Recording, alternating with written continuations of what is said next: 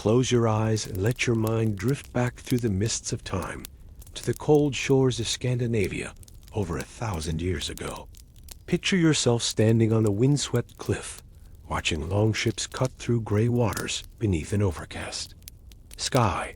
The salt-tinged air carries the distant sound of oars cutting through waves. And somewhere in the distance, smoke rises from thatched rooftops nestled between rolling hills and dense forests of pine and birch. The popular imagination fills these vessels with fierce warriors, their axes gleaming, their voices raised in battle, cries that echo across the fjords. But tonight, we invite you to look deeper, beyond the romanticized tales of heroic raiders and legendary explorers, dot in the shadows of every great hall. Behind every saga of conquest and glory, lived another story entirely, one rarely sung by. The Skalds, one deliberately omitted from the grand narratives that have come down to us through the centuries. For every Viking who wielded an axe, there was another who wore chains. For every warrior who claimed his place at the mead bench, there was a silent figure serving from the shadows, invisible yet essential to the very fabric of Norse society. These were people whose very existence has been systematically erased from the heroic narrative, yet without whom the golden age of Viking expansion would have been impossible.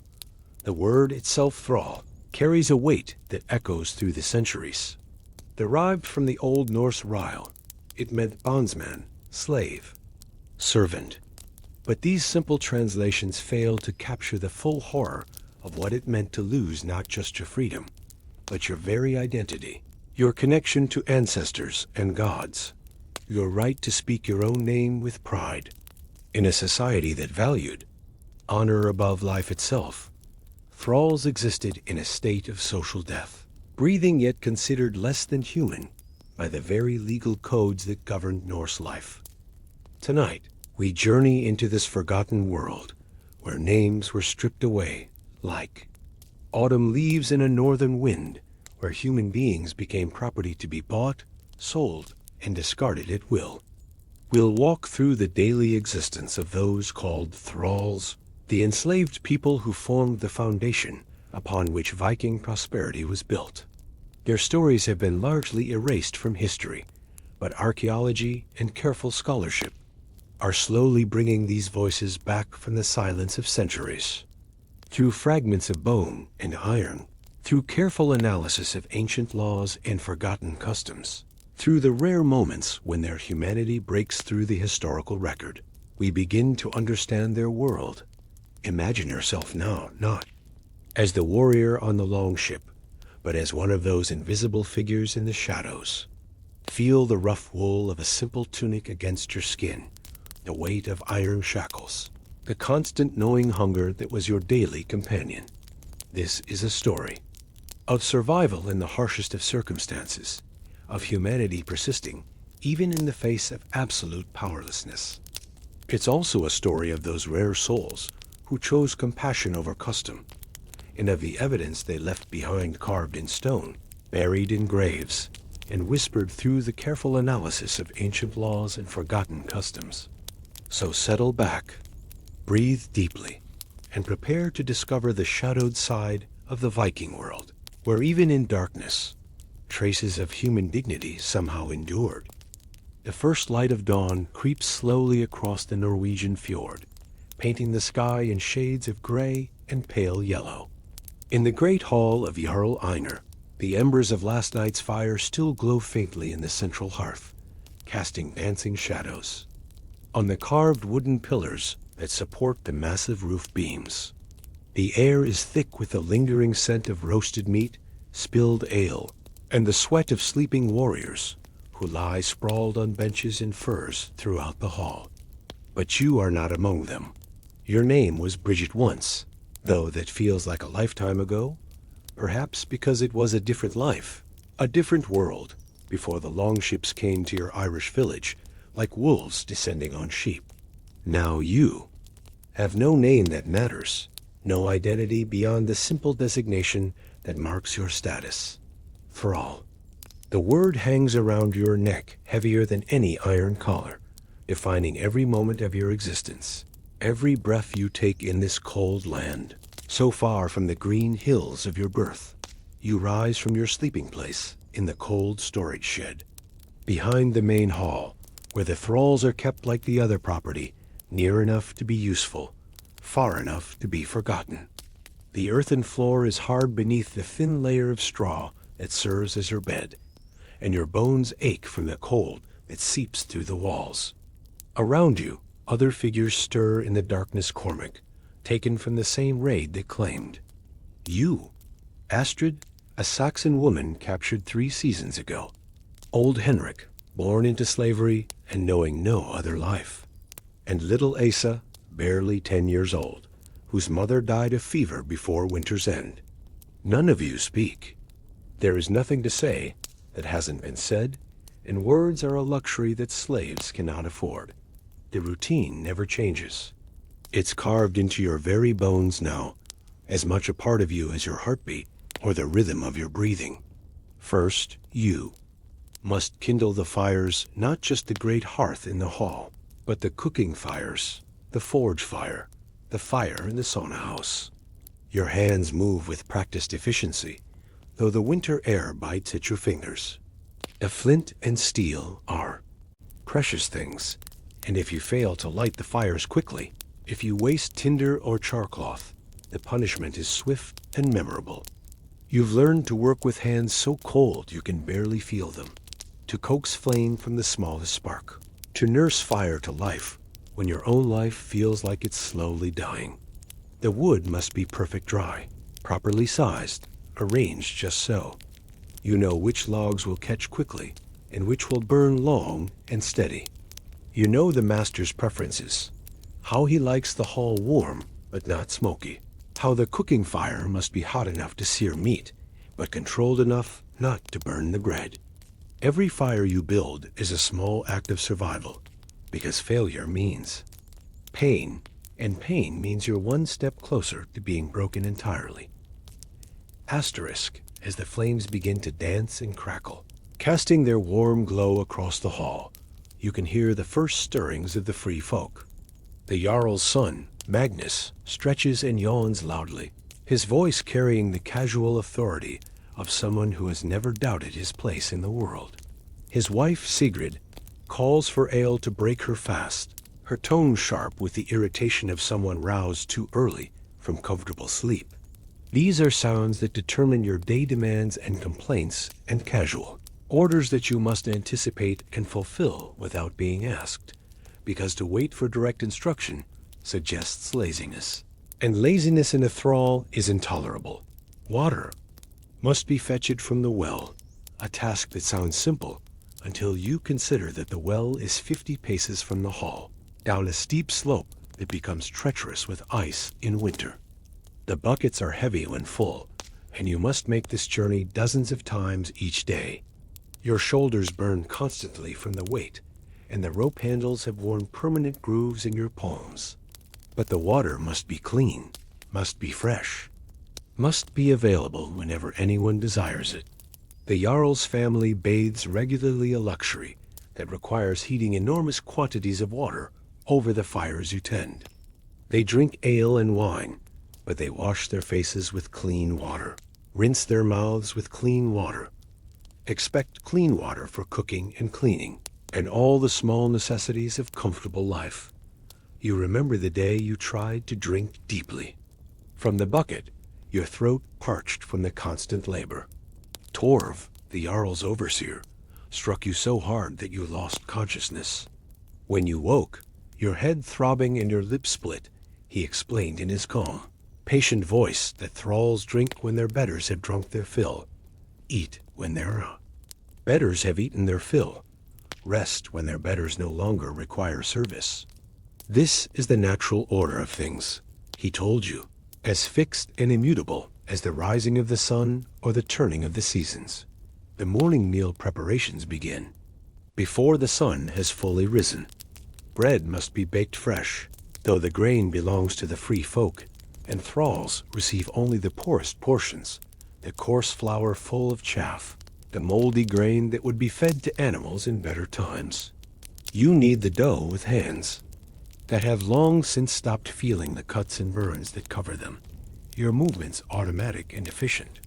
The ovens are stone-lined pits that require careful tending, and the heat they generate is both blessing and curse-warming your cold body, but leaving you singed and sooty. Meat must be prepared salted pork, dried fish, sometimes fresh game, from the Jarl's hunts. Your hands work with knives that could end your suffering in an instant, yet the thought barely crosses your mind anymore.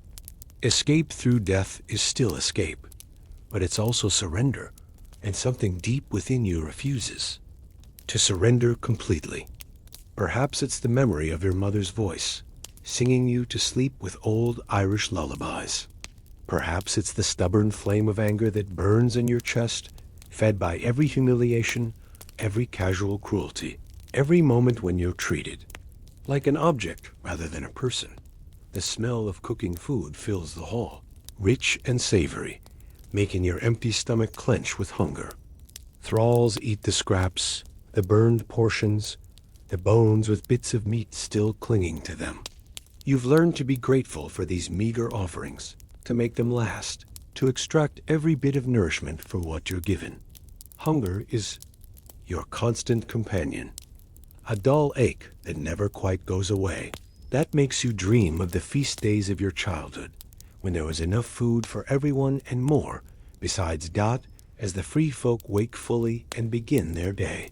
Your real work begins. The great hall must be swept clean of the previous night's debris-scattered bones, spilled ale, the occasional pool of vomit from someone who celebrated too enthusiastically. You work with brooms made from birch twigs, their rough surfaces, abrading your hands, sweeping the detritus of free folk pleasure into piles that must be carried away and disposed of properly. Nothing can be wasted. Bones go to the dogs or are cracked open for their marrow. Spoiled food goes to the pigs. Even the rushes from the floor are collected and burned for their ash. The sleeping furs and blankets must be shaken out and aired, a task that requires you to handle the intimate possessions of people who see you as barely human. You fold their clothes, arrange their personal items, clean their weapons and jewelry.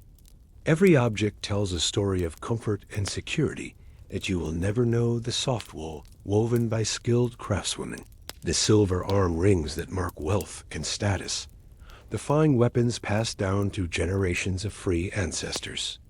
Bronze bowls must be scoured until they gleam, using sand and ash that tears at your already raw hands. The horn cups require careful cleaning, as any trace of sourness will earn you a beating. The wooden platters must be scraped clean and oiled to prevent cracking. Each task is performed under the watchful eyes of the free folk, who critique your work with the casual cruelty of those who have never known want. Slower on the corners, Sigrid might say, watching you clean her husband's drinking horn. A thrall who rushes makes mistakes, and mistakes waste precious things. The animals require constant attention. Cattle to be milked, pigs to be fed, chickens to be tended. You work in the bitter cold of the morning, your breath creating small clouds of steam as you move between the pens and stalls. The cows are valuable, their milk essential for cheese and butter that will sustain the household through the long winter months. You've learned their individual temperaments, know which ones kick and which ones stand docilely while you work. Your hands have grown skilled at coaxing milk from reluctant udders, at gentling nervous animals with soft words in your native tongue. One of the few times you're allowed to speak Irish, because the beasts don't understand Norse anyway. The pigs root and grunt in their pen, eating scraps and refuse that sometimes look better than your own meals. You envy them their ignorance, their simple existence of eating and sleeping without the burden of memory or hope. The chickens scratch and peck, and you collect their eggs with careful hands, knowing that each broken shell will be counted against you. These small oval treasures represent wealth and nourishment for the free folk, while you make do with the cracked ones, the ones deemed unfit for the master's table.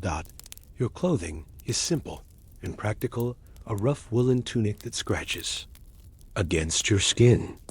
Leather shoes that have been mended so many times they're more patched than original material, and a cloak that barely keeps out the worst of the cold.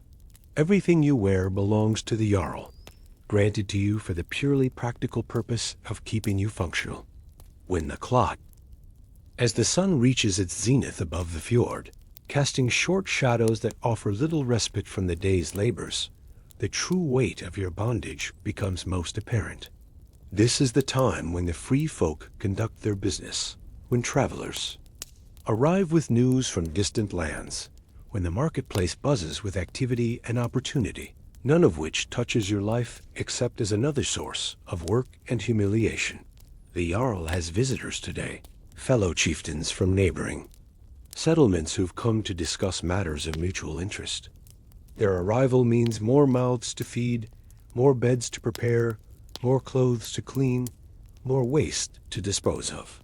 It also means you'll be on display, paraded before these important men as an example of your master's wealth and success. Thralls, after all, are status symbols as much as they are workers' evidence that their owner has been successful in war, shrewd in trade, blessed by the gods with prosperity. You stand with the other slaves in the courtyard as the guests arrive, your eyes fixed on the ground as protocol demands. To look directly at a free person without permission is presumptuous. To make eye contact with a Jarl or chieftain could be seen as a challenge that would earn swift and painful correction. So you study the packed earth beneath your feet, noting every pebble and patch of warm grass, while conversations flow around you in the Old Norse that you've learned to understand perfectly, but are rarely permitted to speak. Fine specimens.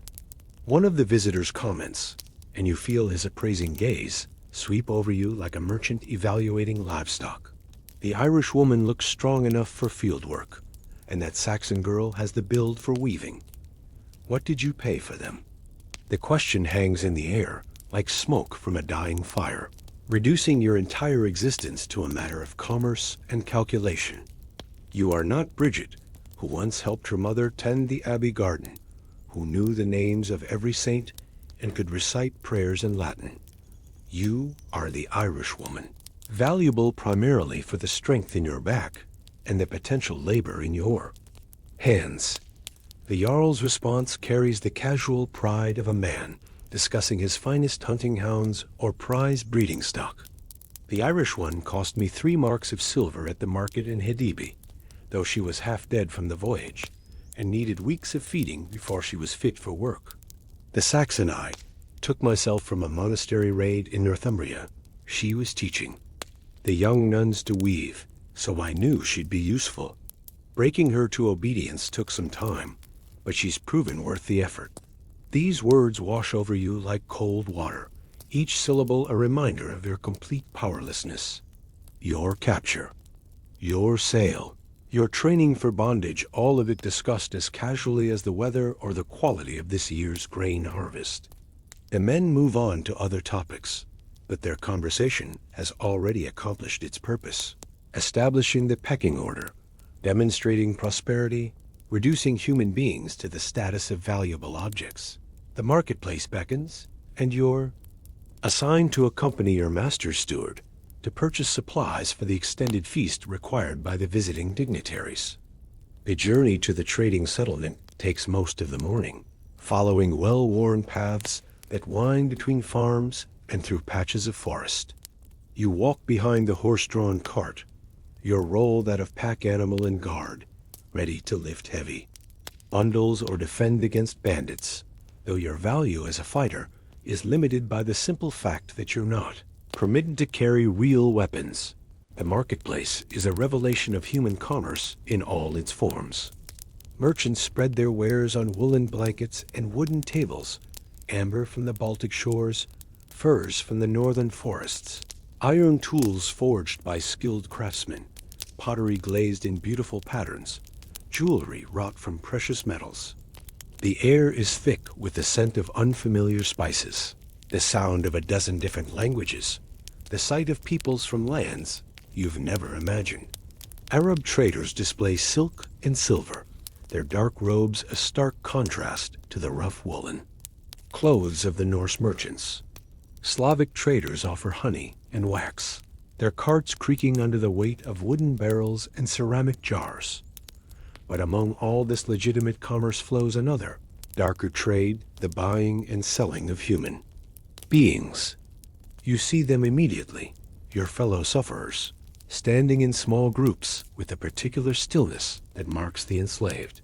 They come from everywhere.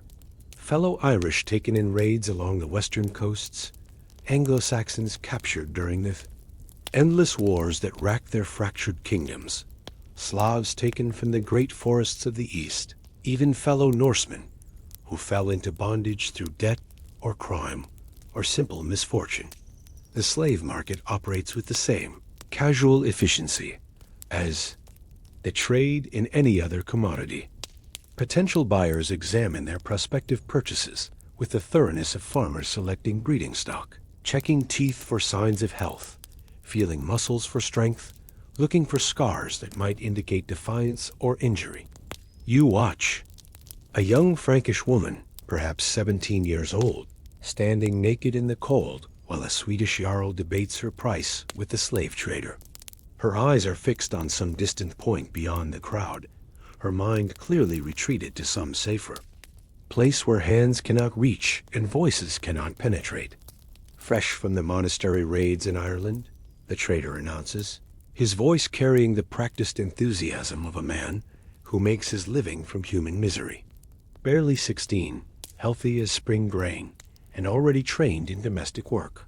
The nuns taught her to read Latin, if you can believe it, might be useful if you trade with Christian lands. Starting bid is 4 marks of silver, and she's worth every ounce. The bidding proceeds with the same intensity as any auction, men calling out offers and counter-offers, while the girl continues to stare into the distance. You recognize something in her expression, the same hollow look you once saw reflected in still water during your own first weeks of captivity. It's the look of someone whose world has ended, who is trying to understand how they can still be breathing when everything that made life meaningful has been stripped away. Your master's steward conducts his business efficiently, purchasing grain and ale, dried fish and salted meat, the supplies necessary for proper hospitality. But he also pauses at the slave market, not to buy, but to evaluate, comparing the prices here with the current value of his master's human property. It's a practical consideration. Thralls represent wealth that can be liquidated if necessary, converted back into silver or trade goods if circumstances require it. That Irish girl looks remarkably like yours, he comments, nodding toward a red-haired woman standing chained to a post. Same build, same coloring, must have come from the same region. The resemblance is quite striking. He says this as if discussing 2 similar horses or matching pieces of furniture, completely oblivious to the fact that you might have personal feelings about seeing someone who could be your sister or cousin standing naked in the marketplace. Her dignity stripped away along with her clothes. The resemblance is indeed striking, and for a moment, your carefully constructed emotional defenses threaten to crumble. This could be Maeve, your younger sister, or Deirdre from the village, or any of a dozen girls you grew up with. The realization that your entire world might have been consumed by Viking raids, that everyone you ever loved might be dead or enslaved, hits you with the force of a physical blow. But you cannot show this weakness, cannot let your pain become visible, because even grief is a luxury that slaves cannot afford. The journey back to your master's hall is conducted in silence. The steward satisfied with his purchases, you lost in dark thoughts about the fragility of human fortune. The cart bumps and sways along the rough path, loaded with goods that represent security and comfort for the free folk, while your mind dwells on the faces you saw in the marketplace. Hollow eyes, the resigned expressions, the careful blankness that marks those who have learned to endure the unendurable. Back at the hall, Preparations for the evening feast consume the rest of the daylight hours. The great tables must be set with the finest dishes, the best ale and mead brought up from storage. The hall decorated with tapestries and banners that speak of wealth and power.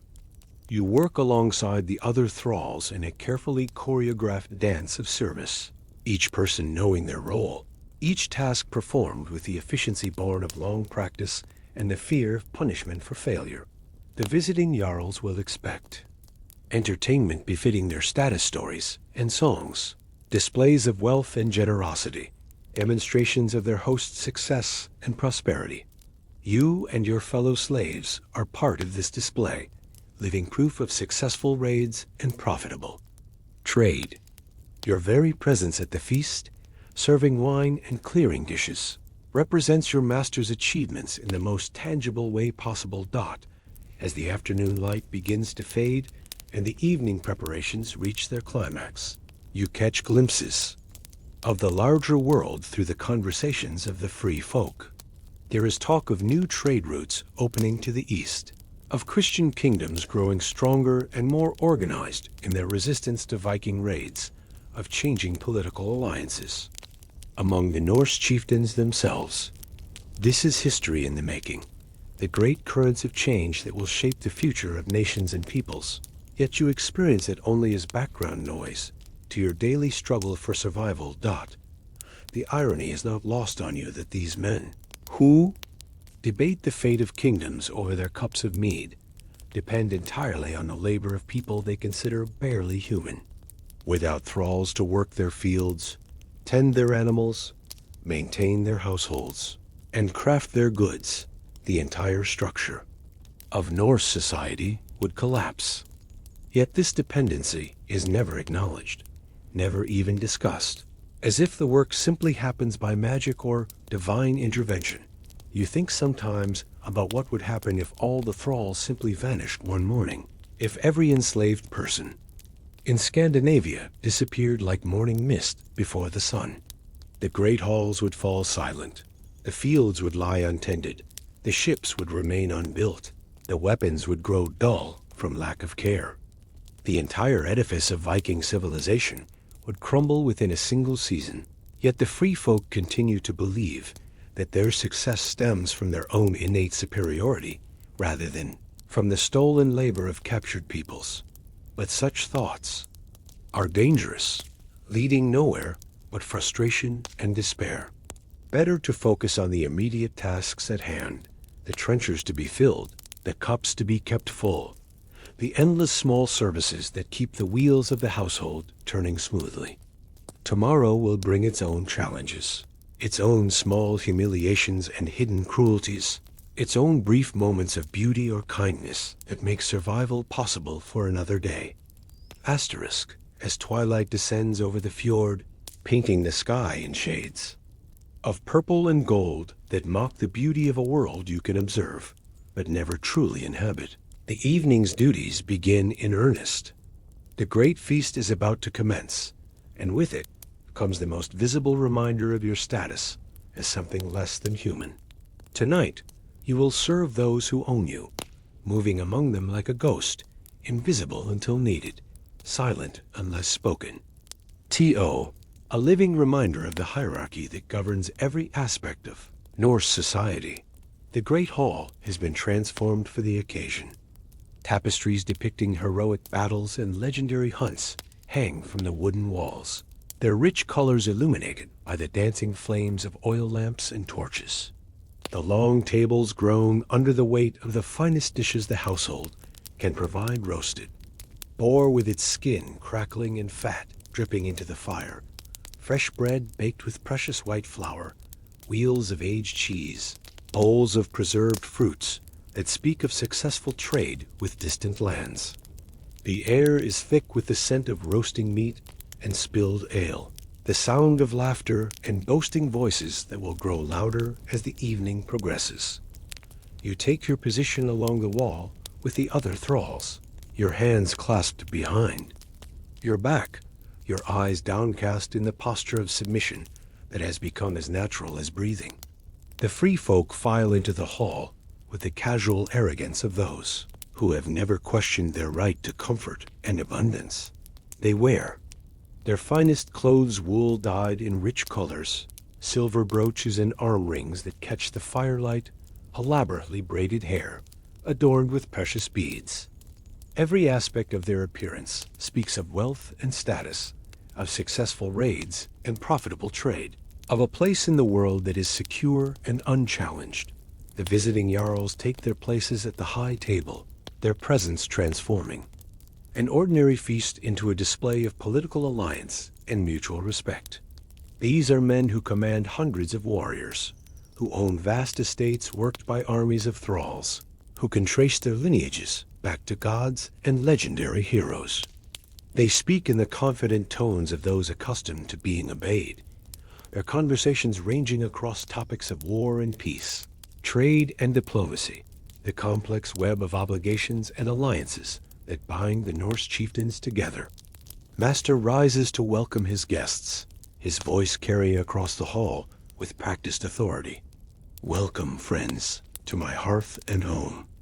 May the gods smile upon our gathering, and may our friendship endure as long as the mountains stand and the seas flow. The ritual words are spoken with genuine warmth, but underneath lies the careful calculation that governs all such gatherings. Assessment of relative strength, the probing for advantage, the constant maneuvering that characterizes relationships among the powerful. The meal begins, and with it, your true humiliation. You move among the tables like a shadow, filling cups and clearing dishes, anticipating needs before they are voiced, invisible until someone requires service. The contrast between your position and theirs could not be more stark. They recline, uncomfortable benches padded with furs, while you stand ready to serve. They feast on the finest food, while you will later gnaw on scraps and bones. They speak freely of their hopes and plans, while you must remain silent unless directly addressed. More ale here, thrall, calls one of the visiting warriors, not bothering to look at you as he waves his empty cup in the air. The casual dismissal in his voice cuts deeper than any whip, the assumption that you exist solely for his convenience, that your thoughts and feelings are as irrelevant as those of the wooden cup you fill. You pour the golden liquid with steady hands, though inside you burn with the accumulated rage of 1,000 such moments, a fury that must be carefully contained lest it destroy you entirely. The conversation flows around you like water around a stone, occasionally touching on matters that affect your very existence without any acknowledgement of your humanity. The Irish raids this season were particularly profitable, one Jarl mentions between bites of roasted meat. Good quality slaves, and the monasteries yielded excellent silver. The monks put up less resistance than expected. Clearly their god offers little protection against honest Norse iron. Laughter greets this observation, hearty and uncomplicated, as if the destruction of your homeland and the enslavement of your people were nothing more than a successful business venture. You remember that monastery, remember the screams and the smoke, and the sight of Brother Columba cut down as he tried to protect the sacred books. You remember the nuns herded together like cattle, their habits torn and dirty, their faces blank with shock and terror. You remember your own desperate flight through the forest, the futile hope that you might escape, the moment when rough hands seized you and dragged you back to face your new reality. The evening wears on, and the ale flows freely, loosening tongues and lowering inhibitions. The stories grow more elaborate, the boasts more extravagant, the laughter louder and more aggressive. This is when the casual cruelty begins in earnest, when the free folk amuse themselves at the expense of those who cannot defend themselves. It starts small, a deliberate spill that requires you to clean wine from expensive furs, a request for impossible service delivered in tones of mock courtesy, a question asked in false ignorance of your intelligence. Tell me, Einar, one of the guests addresses your master, does this Irish wench understand our language? She looks intelligent enough, but you know how it is with foreign slaves. Sometimes they're clever enough to understand orders, but too stupid to learn proper behavior. The question is asked while you stand within easy hearing, deliberately staged to let you know that your comprehension is a subject of casual speculation, that your very humanity is a matter for debate among those who own you. Your master's response carries the pride of ownership tinged with practical assessment. Oh, she understands well enough. Took a few beatings to break her of speaking that barbarous Irish tongue, but now she follows orders properly. Still has some defiance in her, you can see it in her eyes if you look carefully, but nothing that good. Discipline can't control. The foreign ones often have spirit that needs breaking, but they work harder once you've crushed it out of them.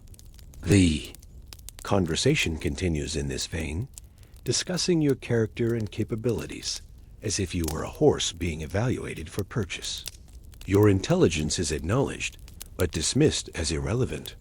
Your former life is mentioned only insofar as it affects your current usefulness. Your emotions and desires are ignored entirely except when they represent obstacles to efficient service. You stand perfectly still throughout this dissection of your worth, your face blank, your breathing controlled, giving no sign that there words affect you in any way. But deep inside, where the last spark of your true self still burns, you catalog every insult, every casual cruelty, every moment of deliberate humiliation. Not because you plan revenge, such thoughts are futile for one in your position, but because remembering these injustices helps you maintain some sense of who you were before the chains, some connection to the person who once had a name and a family and dreams of her own. The pain they inflict becomes paradoxically precious, proof that you still feel, still care, still retain some essential humanity, despite their best efforts to reduce you to a mere tool. The entertainment begins. As the main courses are cleared away and the serious drinking commences, a skald rises to recite the great poems, his voice trained to carry across the hall, even above the noise of conversation and laughter. He tells the familiar stories, the exploits of Odin and Thor, the adventures of legendary heroes, the genealogies that connect the present chieftains to the glorious past. His words paint pictures of honor and courage, of warriors who chose death before dishonor, of a world where reputation matters more than life itself. You listen to these tales with the bitter understanding that comes from living outside the moral universe they describe. The heroes of the sagas never worry about where their next meal will come from, never lie awake at night listening for the footsteps that might herald another beating, never experience the grinding despair of absolute powerlessness. Their worlds are painted in bright colors of glory and shame, victory and defeat, while your world exists in the gray spaces between, in the realm of endurance and survival, where heroism consists simply of continuing to breathe for another day. Skald's voice rises and falls with practiced rhythm, weaving spells of words that transport his audience to battlefields and royal halls, to encounters with gods and monsters, to the great moments when destiny hangs in the balance and heroes seize their chance for immortal glory. The free folk lean forward, caught up in the familiar magic of story, their faces reflecting the emotions stirred by tales of courage and sacrifice, love and betrayal, the eternal themes that give meaning to human existence. But even as they lose themselves in these heroic fantasies, you continue your work, moving silently among them, refilling cups and clearing trenchers, attending to the mundane necessities that sustain their comfort. The contrast between the soaring ideals of the poetry and the prosaic reality of your service creates a cognitive dissonance that seems lost on the listeners. They can weep for the tragic fate of a legendary hero while ignoring the very real suffering of the person serving their wine, can celebrate the values of honor and loyalty while participating in a system that reduces human beings to property. As the night deepens and the ale takes its toll, the behavior of the free folk begins to deteriorate. Voices grow louder and more aggressive. Arguments break out over trivial matters. The careful courtesy that marks the early stages of such gatherings gives way to the crude assertiveness of men who are accustomed to taking what they want. This is when the real danger begins for the thralls, when drunken impulses override social restraints, when the thin veneer of civilization peels, a way to reveal the brutality that lies beneath. You've learned to recognize the warning signs, the particular glassiness that comes to certain eyes when they've had too much to drink, the way some men's gazes linger on the female thralls with undisguised hunger, the sudden shifts in mood that can transform casual conversation into explosive violence. Your survival depends on reading these signals correctly, on anticipating trouble before it arrives, on making yourself invisible when predatory instincts begin to surface. The punishment, when it comes, is always for something trivial: a cup filled too slowly, a perceived slight in your posture, an imagined insolence in your expression. Tonight, it's a spilled drop of mead that mars the polished surface of the high table, an accident so minor that in any other context it would pass without notice. But you are not in any other context. You are a thrall, and your mistakes, however small, represent challenges to the natural order that must be swiftly corrected. Clumsy bitch, the visiting Jarl snarls, his hand moving with practiced speed to strike you across the face. The blow sends you staggering, your vision blurring, but you recover quickly and resume your position without protest. To defend yourself, even against the most unjust attack, would be to invite punishment so severe that you might not survive it. Instead, you absorb the pain, add it to the catalog of injuries, both physical and spiritual, that mark your existence in this place. The hall erupts in laughter at your misfortune, the free folk finding great amusement in your humiliation. This, too, is part of the evening's entertainment, a demonstration of the proper order of things, a reminder to all present of the vast gulf that separates the rulers from the ruled. Your suffering becomes their pleasure, your degradation their reassurance that the world operates according to the proper hierarchy, that some are born to command while others exist only to serve. The feast continues long into the night, the revelry, growing more boisterous and dangerous as inhibitions dissolve in rivers of ale and mead.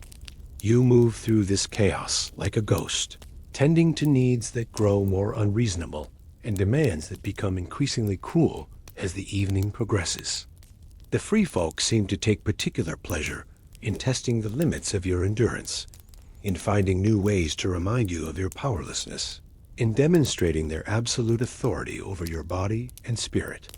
When the last of the guests finally stumbles to their beds, when the hall falls silent except for the snoring of warriors sleeping where they fell, your work is still far from over.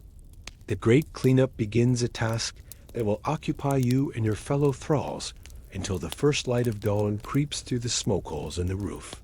Tables must be cleared and scrubbed, floors swept clean of spilled food and broken crockery, dishes washed in water heated over fires that you must tend throughout the night.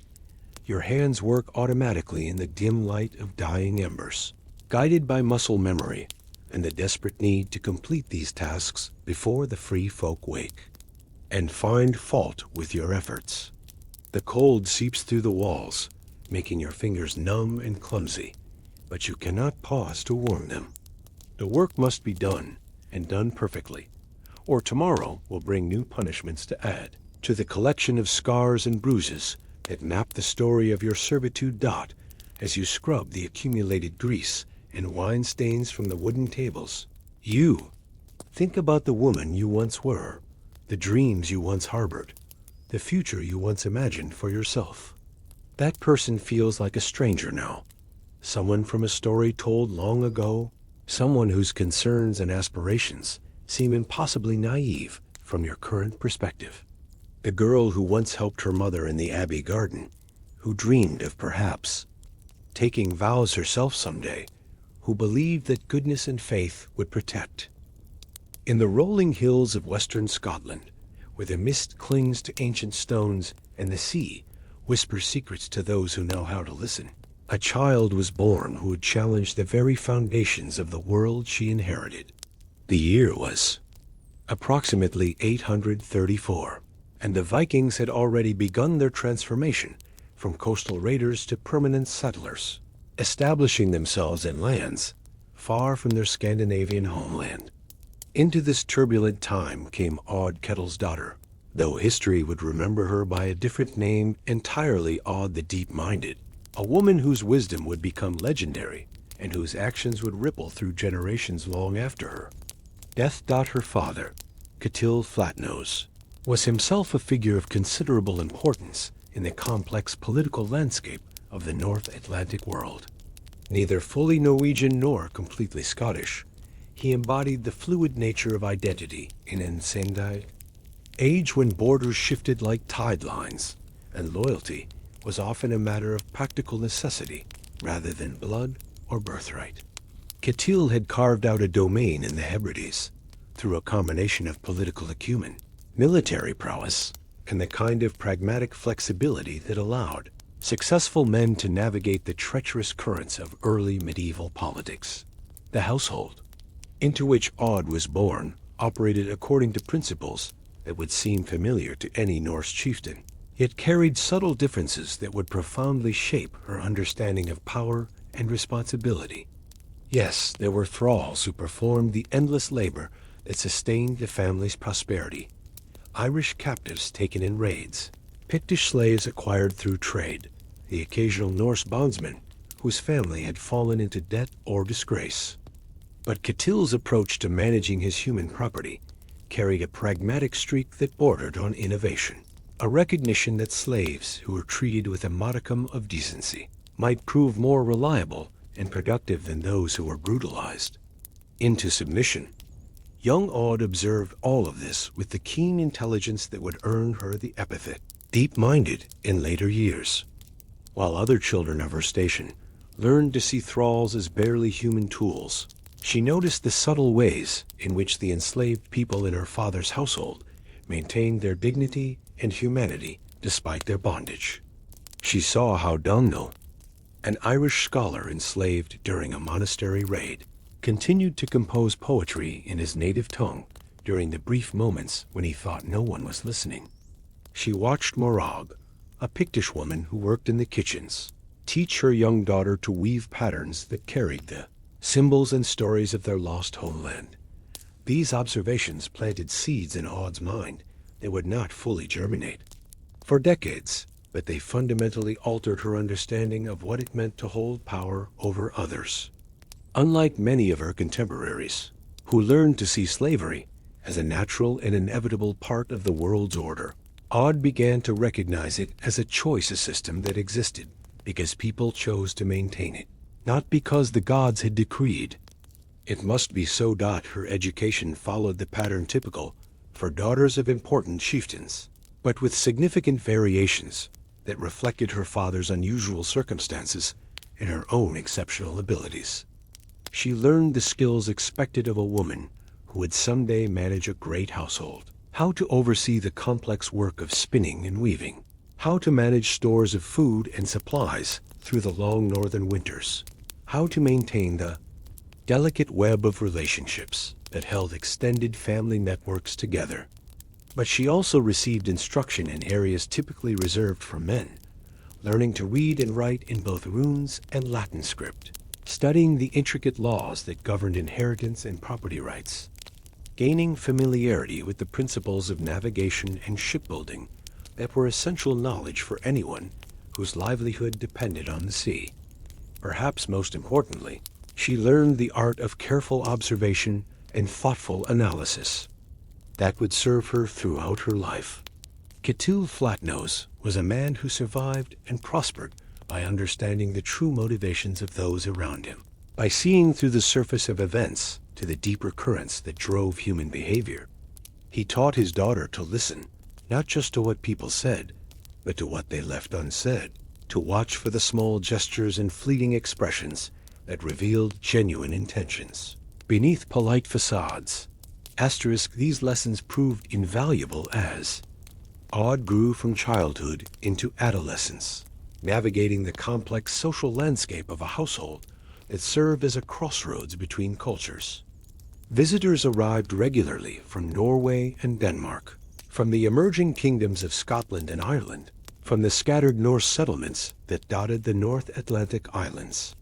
Each brought news and gossip, opportunities and threats. The constant flow of information that was the lifeblood of political survival in an age when communication traveled no faster than the swiftest ship. Odd learned to move among these visitors with the grace and intelligence that would later make her a formidable political figure in her own right. She understood instinctively that information was power, that the casual comment dropped at the dinner table might prove more valuable than gold, that the ability to remember names and relationships could mean the difference between success and disaster in the intricate game of alliance and betrayal that characterized aristocratic life. But even as she mastered these conventional skills, Aud was developing perspectives that set her apart from her peers. The treatment of thralls, which most of her contemporaries accepted without question, became a source of growing discomfort for her. She began to notice the small cruelties that others overlooked, the casual violence, the deliberate humiliations, the systematic dehumanization that reduced complex individuals to simple categories of utility. More troubling still, she began to understand that she was complicit in this system, that her comfortable life was built on the foundation of others' suffering. This realization came gradually, through a series of small incidents that accumulated like stones in a cairn. She remembered the morning when she found Donald weeping quietly over a letter that had somehow reached him from Ireland, news of his daughter's death in a plague that had swept through his home village while he labored in Scottish exile. She recalled the evening when young Marag's daughter, barely 8 years old, asked her mother why some people were born free while others were born to serve, and watched the woman struggle to find an answer that might comfort a child facing a lifetime of bondage. These moments of recognition were painful in ways that Aud struggled to understand. Her world was built on clear hierarchies and unquestioned assumptions about the natural order of things. To begin questioning the justice of slavery was to question the entire foundation of Norse society, to imagine alternatives that seemed not just unlikely, but almost unthinkable. Yet the questions, once raised, refused to be silenced, growing stronger with each passing year. Each new observation of unnecessary cruelty or wasted human potential. Her father, perceptive as always, noticed his daughter's growing discomfort with certain aspects of their life. Initially, he attributed it to the natural soft-heartedness of youth, assuming she would outgrow such tender sensibilities as she matured and took on greater responsibilities. But as the years passed and Aud's concerns persisted, even deepened, Ketil began to realize that his daughter was developing a perspective that might prove both valuable and dangerous in equal measure. The conversations between father and daughter during this period were among the most formative of Aud's life, shaping her understanding not just of power and responsibility, but of the possibility for change within systems that seemed immutable. Ketil was pragmatic above all else, a man who adapted to circumstances rather than trying to reshape them according to abstract principles. But he was also intelligent enough to recognize that the world was changing, that the old ways of raiding and conquest were giving way to more complex forms of political and economic organization.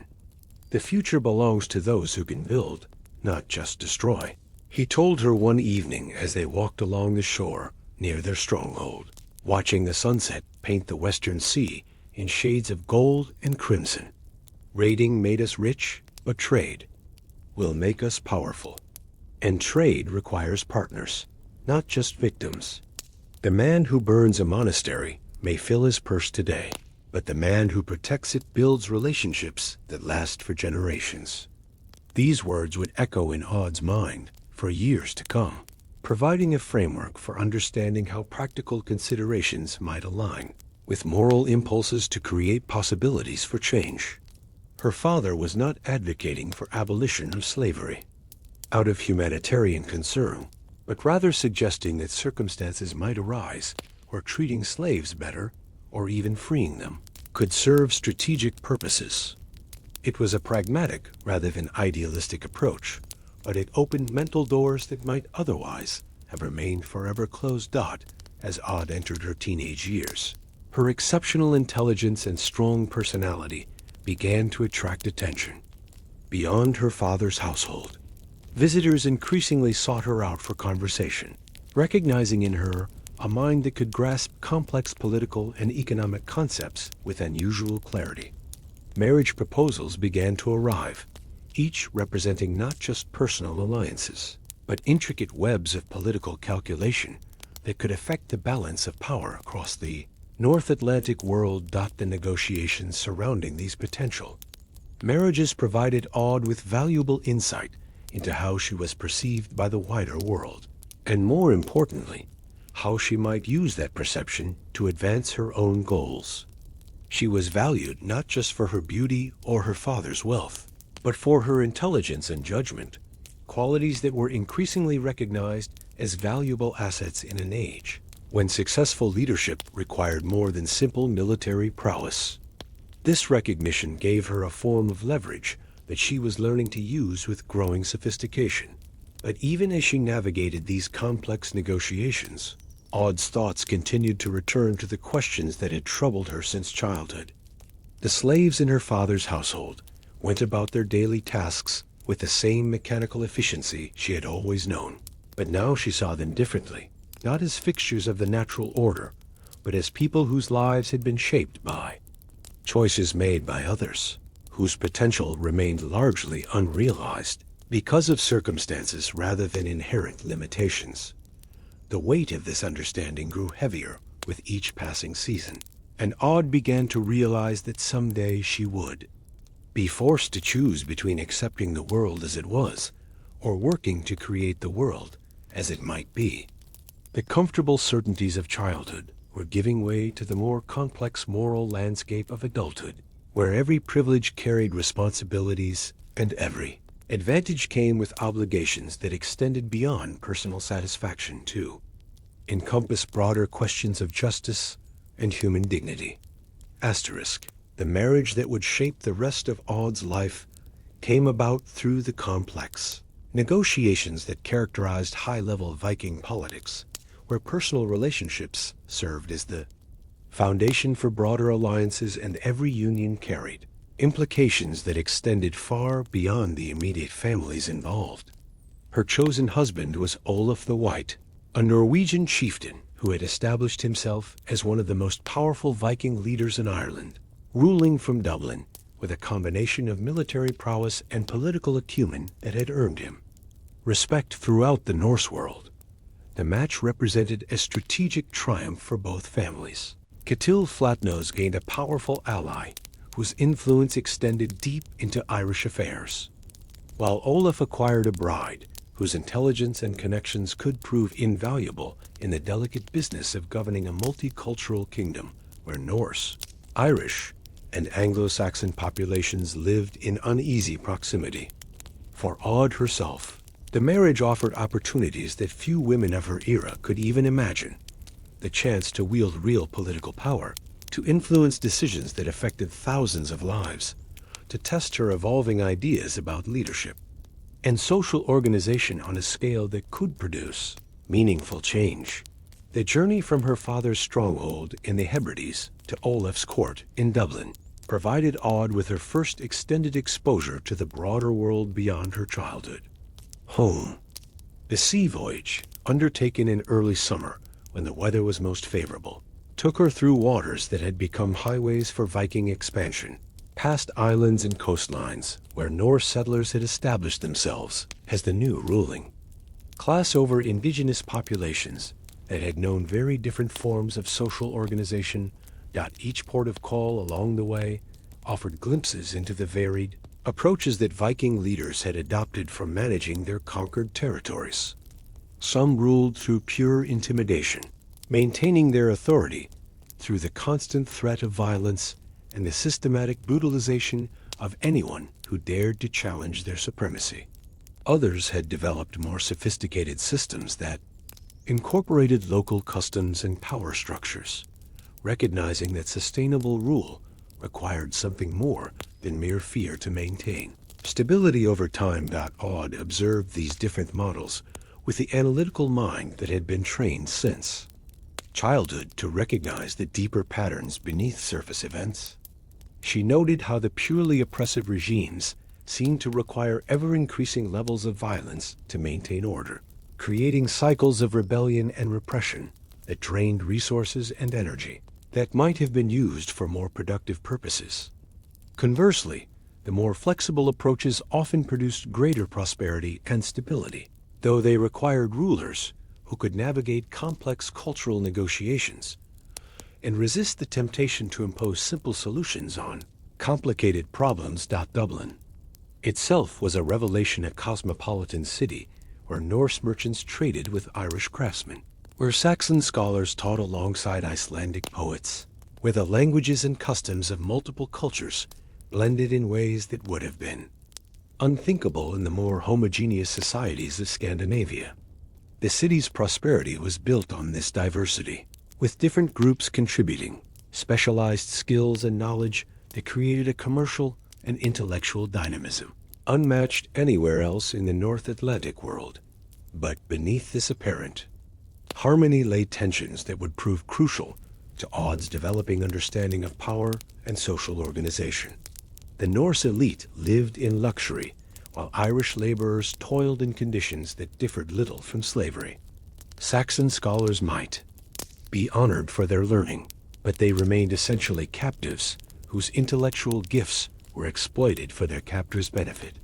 The city's wealth flowed primarily to those who had arrived as conquerors, while those who had been conquered found themselves relegated to subordinate roles, regardless of their abilities or contributions. Olaf the White proved to be a complex figure who embodied both the possibilities and contradictions of Viking leadership in this new age of settlement and cultural fusion. He was undeniably intelligent, possessing the kind of strategic vision that had allowed him to build and maintain power in a challenging environment, where military strength alone was insufficient for long-term success. His court attracted scholars and artists from across the known world, creating an intellectual atmosphere that rivaled the great monasteries and royal centers of continental Europe. Yet for all his sophistication, Olaf remained fundamentally a product of his culture and time, accepting without question many of the assumptions about social hierarchy and human worth that Odd was beginning to find troubling. He treated his Irish subjects with a paternalistic benevolence that was certainly preferable to outright brutality, but which still rested on the fundamental premise that some peoples were naturally suited to rule, while others were destined to serve. The possibility that this arrangement might be unjust, or that different approaches might prove more beneficial for all concerned, simply did not occur to him. The early years of their marriage provided Odd with unprecedented opportunities to observe the workings of power at the highest levels, to see how decisions made in royal halls affected the lives of ordinary people throughout the kingdom. She accompanied Olaf on his travels, sat in on councils where policy was debated and implemented, gradually gained his trust and that of his advisors to the point where her opinions carried real weight in discussions of governance and strategy. It was during this period that Odd began to conduct her first tentative experiments with alternative approaches to managing human relationships within the constraints of her position. She started small, with minor adjustments to how slaves in her personal household were treated, better food, slightly less arduous working conditions, opportunities for skilled bondsmen to exercise their talents in ways that brought them recognition, and modest privileges.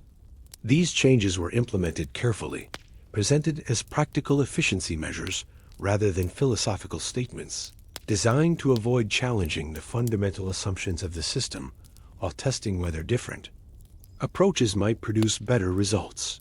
The results were encouraging enough to embolden Aud to expand her experiments. She began seeking out opportunities to intervene on behalf of particularly promising slaves, using her influence to secure them positions where their abilities could be more fully utilized, sometimes even arranging for their eventual freedom. When circumstances permitted such arrangements to be made without causing political complications.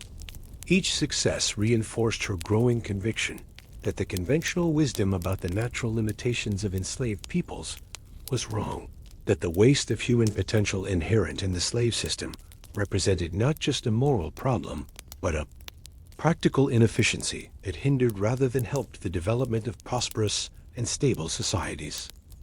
Her most significant early test case involved a young Irish monk named Brendan, who had been captured during a raid on a monastery in Connaught and brought to Dublin as part of the tribute owed to Olaf by his subordinate chieftains. Brendan possessed extraordinary abilities as a scribe and illuminator, skills that were enormously valuable in an age when literacy was rare and beautiful books were prized possessions that enhanced their owners' prestige and demonstrated their cultural sophistication. Under normal circumstances, Brendan would have been put to work in Olaf's scriptorium, producing manuscripts and maintaining records while receiving the minimal food and shelter necessary to keep him functional. His Irish identity and monastic background marked him as permanently inferior in the eyes of the Norse elite, regardless of his obvious talents and education. But Aud saw in Brendan an opportunity to test whether a different approach might yield superior results for everyone involved. Working carefully through intermediaries and using her growing influence in the court, Aud arranged for Brendan to be given not just adequate working conditions, but genuine respect for his expertise and contributions. She ensured that he received proper materials for his work, adequate time to complete projects without rushing, and most importantly, recognition for his achievements that went beyond mere utilitarian appreciation for his productivity. She made certain that visiting dignitaries were introduced to him as a master, craftsman rather than simply as a slave who happened to be useful. The transformation was remarkable. Brendan's work, already skilled, reached new levels of artistic achievement as he responded to being treated as a human being rather than a tool. His illuminated manuscripts became renowned throughout the Norse world, bringing prestige to Olaf's court that far exceeded the simple value of owning a productive slave. More significantly for Aud's purposes, Brendan's example began to influence how other skilled captives were perceived and treated, creating a small but noticeable shift in attitudes that suggested broader changes might be possible. But these early successes also taught Aud important lessons about the limitations she faced and the careful strategies that would be necessary to achieve meaningful change. Her interventions had to be subtle, framed in terms that appealed to the practical interests of those in power rather than challenging their fundamental beliefs about social organization. She learned to present humanitarian arguments in economic terms, to emphasize efficiency and productivity rather than justice and moral obligation, to work within existing systems rather than openly opposing them. The birth of her children first, Thorstein, and several others added new dimensions to Aud's thinking about social organization and human potential. As she watched her own offspring develop their individual personalities and capabilities, she became increasingly aware of how arbitrary the circumstances of birth really were. Her children would grow up as members of the Norse elite simply because they had been fortunate enough to be born into privilege, while other children of equal potential would spend their lives in bondage because they had been born to the wrong parents in the wrong place at the wrong time.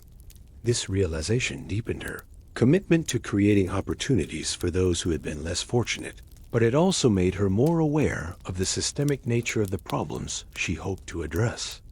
Individual acts of kindness or mercy, while valuable in themselves, could never address the fundamental injustices built into the structure of society. Real change would require more comprehensive approaches that challenged not just specific practices, but the underlying assumptions that made those practices seem natural and inevitable. The political landscape of Dublin provided numerous opportunities for Aud to refine her understanding of how power operated and how it might be used differently. The city's position as a major trading center brought a constant stream of merchants, diplomats, and travelers who carried news and ideas from across the known world. Through conversations with these visitors, Aud learned about different approaches to social organization that existed in other cultures, different ways of thinking about slavery, freedom, and human worth that suggested alternatives to the Norse model. She was particularly intrigued by accounts of societies where slavery played a less central role, where social mobility was more common, where individual merit could sometimes overcome the disadvantages of birth. These examples proved that the arrangements she had grown up with were not universal, human constants, but specific choices that reflected particular historical circumstances and cultural values. If other peoples had developed different systems, then change was at least theoretically possible, even if the practical challenges of achieving it remained daunting. As the years passed and Aud's influence in Dublin continued to grow, she began to develop more ambitious plans for testing her ideas about alternative approaches to social organization. The opportunities would come, she knew, but they would require careful preparation and strategic thinking to implement successfully. The seeds of revolution were being planted in her mind, not through dramatic confrontations with existing authority, but through patient observation, careful experimentation, and the gradual accumulation of evidence that better ways of organizing human relationships were not only possible, but potentially more beneficial for everyone involved. The stage was being set for the dramatic choices that would define the later stages of Aud's life, when circumstances would force her to choose between comfortable conformity and the dangerous path of challenging one of the fundamental institutions of her society.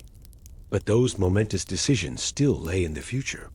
For now, she continued her careful work of building influence, developing relationships, and preparing for opportunities that might allow her to put her evolving philosophy into practice on a scale that could produce lasting change.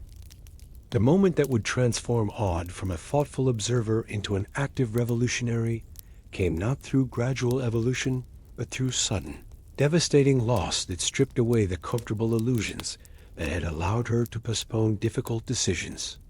The death of Olaf the White in battle against the Irish High King Eadfine Findlyth in 871 left Aud a widow at the height of her powers, but it also freed her from the constraints of marriage to a man who, for all his virtues, could never have understood or supported the radical choices she was contemplating. The immediate aftermath of Olaf's death plunged Dublin into political chaos as various factions maneuvered to claim his inheritance and the power that came with it. Aud found herself in the eye of this storm, possessing enormous wealth and influence, but lacking the military strength necessary to maintain her position against rivals who saw her widowhood as an opportunity to seize what Olaf had built. The conventional wisdom suggested that she should quickly remarry, allying herself with a new husband who could provide the protection and authority that Norse society expected from male leadership.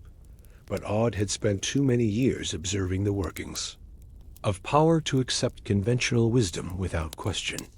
She recognized that remarriage would likely mean surrendering the independence and influence she had worked so carefully to build, submitting once again to male authority that might not share her evolving views about social organization and human dignity.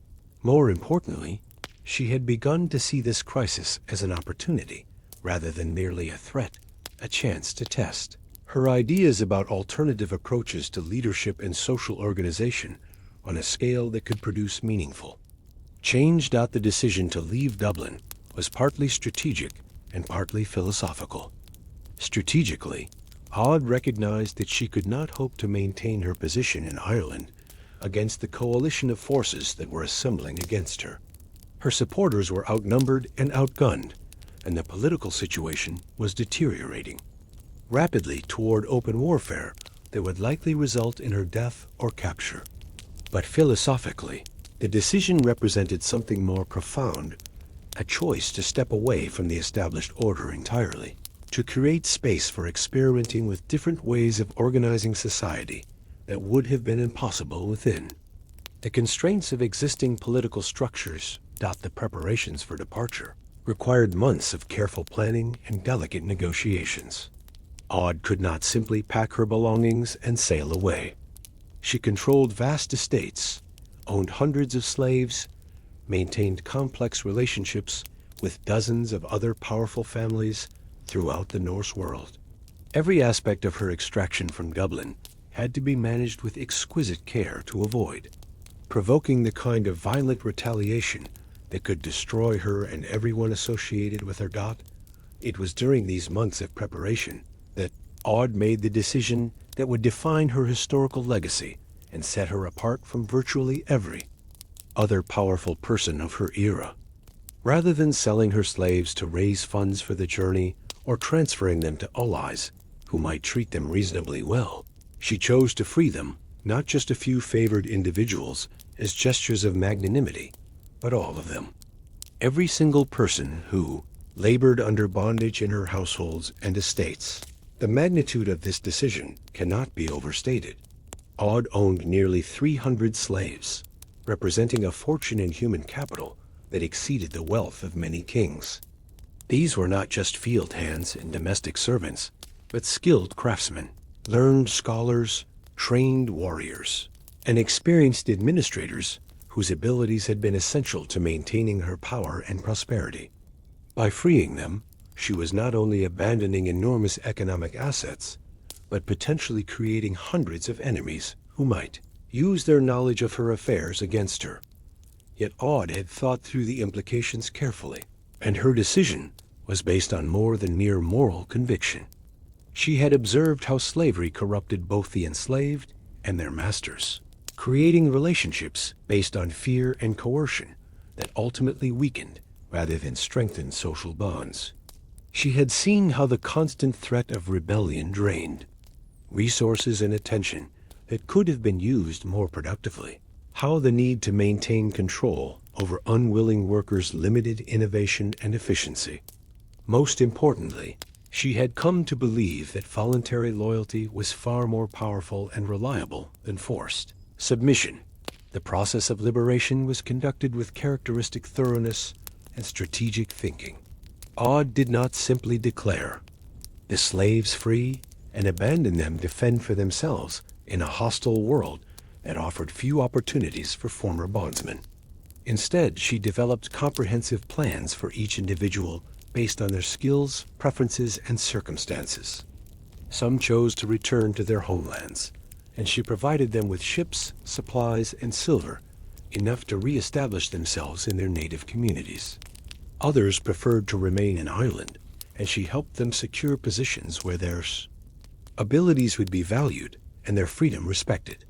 Perhaps most remarkably, many of her former slaves chose to accompany her on the dangerous journey to new lands, not as bondsmen, but as free companions who were willing to share the risks and uncertainties of an unknown future. These men and women had experienced Aud's leadership firsthand, had seen how differently she approached questions of authority and responsibility, and had decided that their best opportunities lay in continuing to work with her, even without the legal compulsion that had originally bound them to her service. The transformation in relationships was immediate and profound. Where once orders had been given and received through the mediation of fear and coercion, now discussions took place between free individuals who could choose their level of participation based on their own assessment of costs and benefits. Former slaves became advisors, offering perspectives and insights that had been suppressed under the old system. The careful politeness that had characterized interactions between masters and servants gave way to more honest communication that allowed problems to be identified and addressed before they became crises. But liberation also brought new challenges that tested Aud's leadership abilities in ways she had never experienced. Some of her former slaves, understandably suspicious after years of bondage, tested the boundaries of their new freedom with behaviors that bordered on defiance. Others, having known no life outside of slavery, struggled with the responsibility of making their own decisions and needed patient guidance to develop confidence in their own judgment. A few, corrupted by their experiences of powerlessness, sought to use their new status to gain dominance over others who remained vulnerable. Aud responded to these challenges with the same thoughtful analysis she had brought to earlier problems, recognizing that the transition from slavery to freedom was a process rather than an event, something that required time and support rather than simple declaration. She established systems for mediating disputes that emphasized restoration and reconciliation rather than punishment, created opportunities for education and skill development that allowed people to grow into their new roles, and maintained enough structure to provide security while allowing sufficient flexibility for individual initiative to flourish. The departure from Dublin in 874 was both an ending and a beginning, the conclusion of one phase of Aud's life and the start of an even more ambitious experiment in social organization. The fleet that set sail from Ireland was unlike anything the Norse world had ever seen. Not a raiding expedition seeking wealth through conquest, nor a settlement venture aimed at establishing new versions of existing social structures, but something entirely unprecedented, a community of free individuals united by shared commitment to principles of mutual respect and voluntary cooperation. The journey itself tested these principles in ways that no theoretical discussion could have anticipated. Life at sea was harsh and demanding, requiring precise coordination and absolute reliability from every member of the expedition. Under the traditional Norse system, this coordination was achieved through rigid hierarchy and the threat of severe punishment for anyone who failed to perform their duties adequately. But Aud's community had to find different ways to maintain discipline and efficiency, relying on voluntary commitment and peer pressure rather than authoritarian control. The success of this experiment during the months-long voyage to Scotland provided powerful evidence that alternative approaches to social organization were not only possible, but potentially superior to conventional methods. The ships under Aud's command experienced fewer disciplinary problems than typical Viking expeditions, maintained higher morale despite the hardships of oceanic travel, and demonstrated levels of innovation and problem-solving that impressed even experienced sailors who had served on dozens of previous voyages. But the real test would come when they reached their destination and faced the challenge of establishing a permanent settlement based on these radical principles. The western islands of Scotland were already partially settled by Norse colonists, who operated according to traditional models of social organization, complete with slaves, rigid hierarchies, and the assumption that some people were naturally fitted for command while others existed only to serve. Aud's community would have to prove that their alternative approach could not only survive, but prosper in competition with more conventional settlements. The site Aud chose for her new community reflected both practical considerations and symbolic intentions. The Bay of Loch Ness in the Outer Hebrides offered excellent natural protection for ships, fertile soil for agriculture, and strategic position for trade with both Scotland and Ireland. But it was also sufficiently isolated to provide space for social experimentation without immediate interference from established authorities, who might view their innovations as threatening precedents. The early months of settlement were devoted to establishing the basic infrastructure necessary for survival, constructing buildings, clearing fields, organizing defense against potential raiders. But even these mundane activities were conducted according to principles that differentiated Aud's community from conventional Norse settlements. Work assignments were made through consultation and consensus rather than arbitrary command, with individuals choosing roles based on their abilities and interests, rather than having tasks imposed upon them by superiors who might not understand their capabilities. The absence of slavery created both opportunities and challenges that had not been fully anticipated.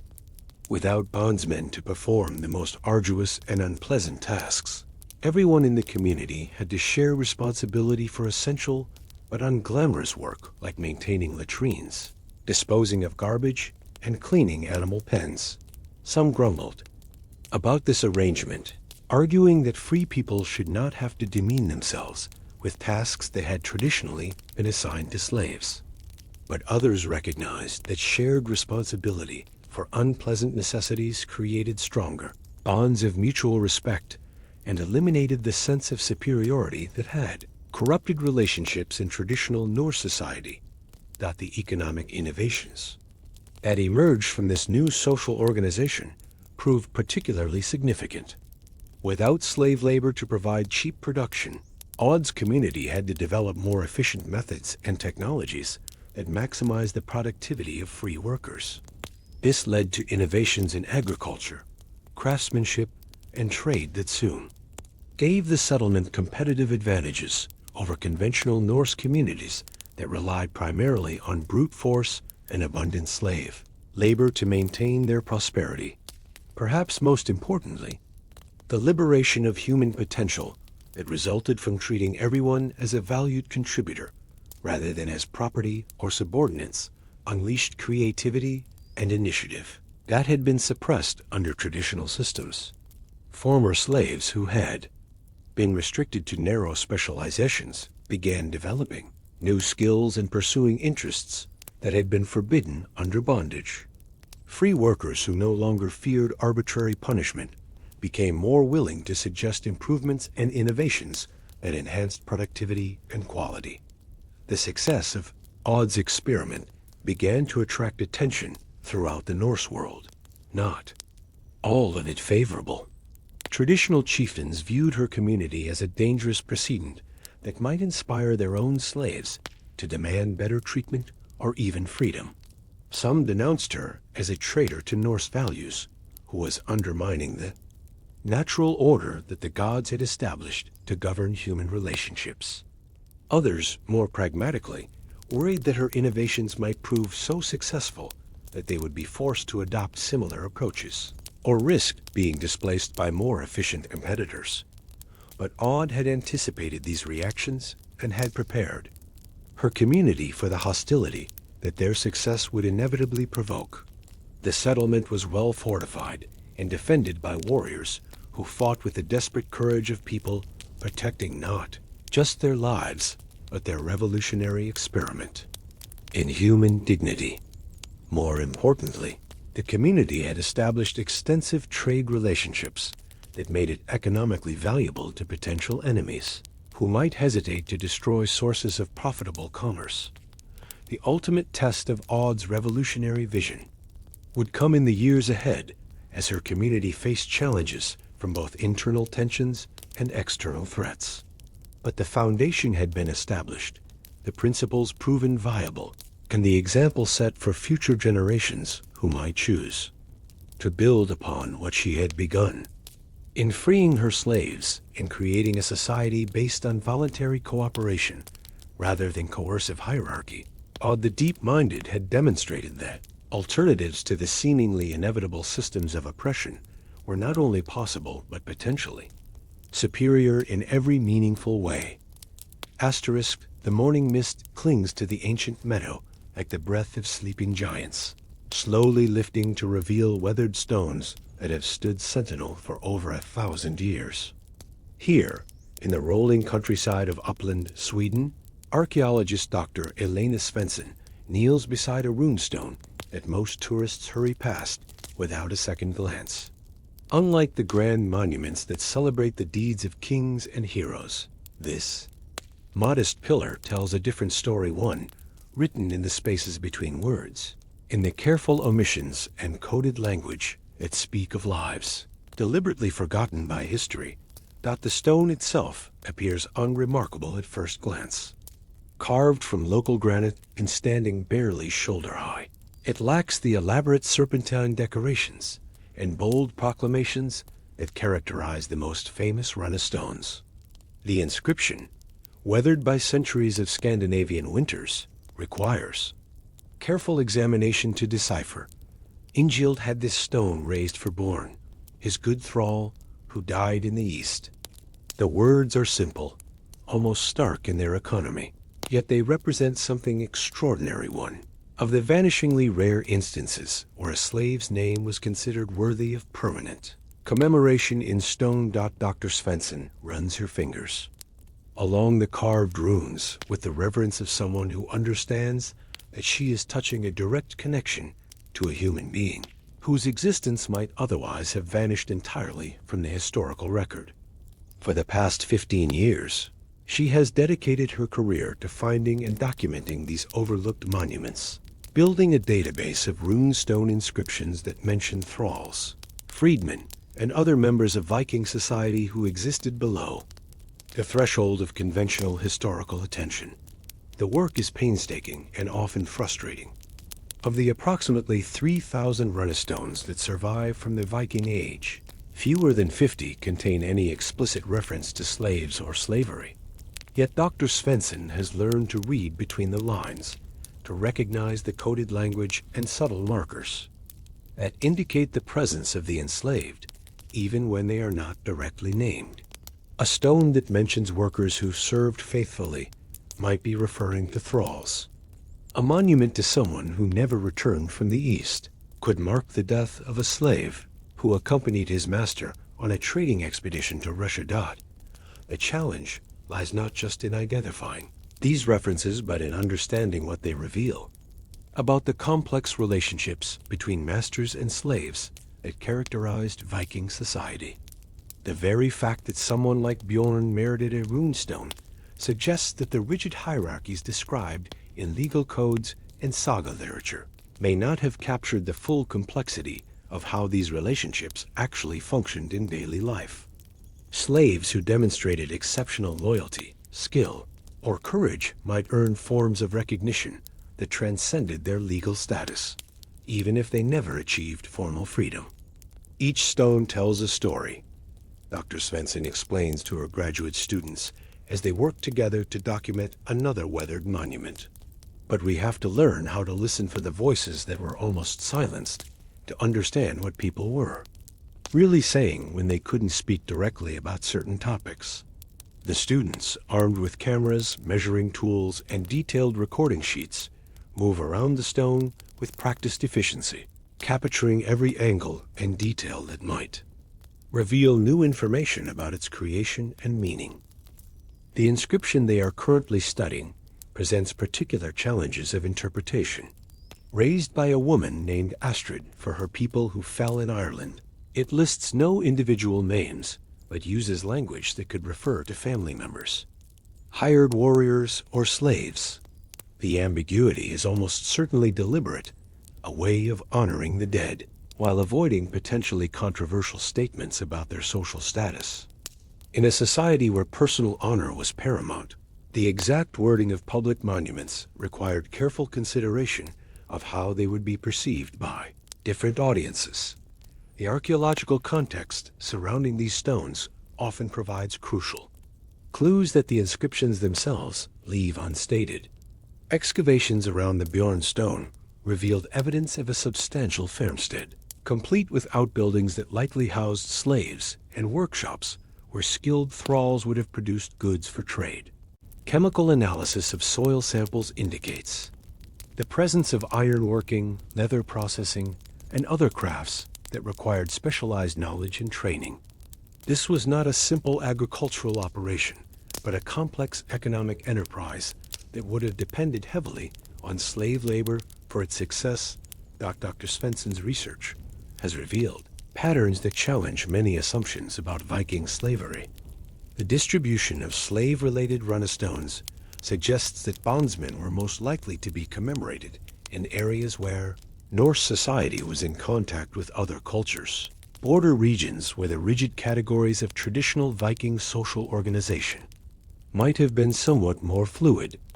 Stones that mention slaves are also more likely to be found near major trade routes, where the economic value of skilled workers would have been particularly apparent. The language used in these inscriptions reveals subtle but significant variations in how different slaves were perceived and remembered. Military thralls who died in battle might be described with terms that emphasized their courage and loyalty, while domestic slaves were more likely to be remembered for their faithfulness and service. Skilled craftsmen occupied a middle ground, with monuments that acknowledged their contributions while maintaining appropriate social distinctions. One of the most intriguing discoveries in Dr. Svensson's database is a cluster of stones in Gotland that use unusual terminology to describe people who are clearly of foreign origin, but whose exact status remains ambiguous. These monuments employ phrases like the Saxon who served well, or the Irish woman who brought honor to our house, language that suggests individuals who may have transcended the normal boundaries of slavery without achieving full integration into Norse society. The process of creating these stones would have involved significant expense and effort, indicating that the decision to commemorate a slave was never taken lightly. The costs of quarrying suitable stone, hiring skilled carvers, and conducting the associated ceremonies would have been substantial, suggesting that only slaves who had achieved exceptional status in their masters' households would have been considered worthy of such honor. This economic reality adds weight to the conclusion that the relationships between masters and slaves were often more complex and personalized than legal documents suggest. Dr. Svensson's team uses a variety of high-tech tools to extract maximum information from these weathered monuments.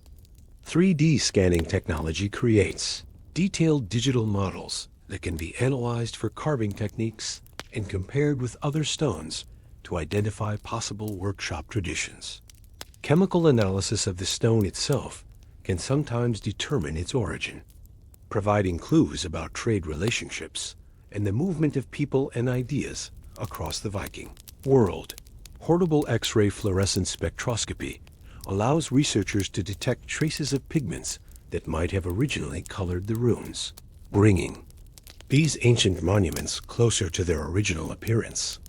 Many Rune stones were painted in bright colors that made their messages visible from considerable distances, transforming them from simple grave markers into bold, public statements about the values and relationships that their creators wanted to emphasize. The most advanced technique involves using ground-penetrating radar to search for additional stones that might have been buried or displaced over the centuries. Several significant discoveries have resulted from this approach, including a stone in Denmark that mentions a thrall who became a successful merchant after gaining his freedom. These finds suggest that the surviving runestones represent only a fraction of the original corpus, and that many more stories of slave experiences remain buried beneath centuries of accumulated soil and vegetation. The international dimension of Dr. Svensson's research has revealed connections that span the entire Viking world.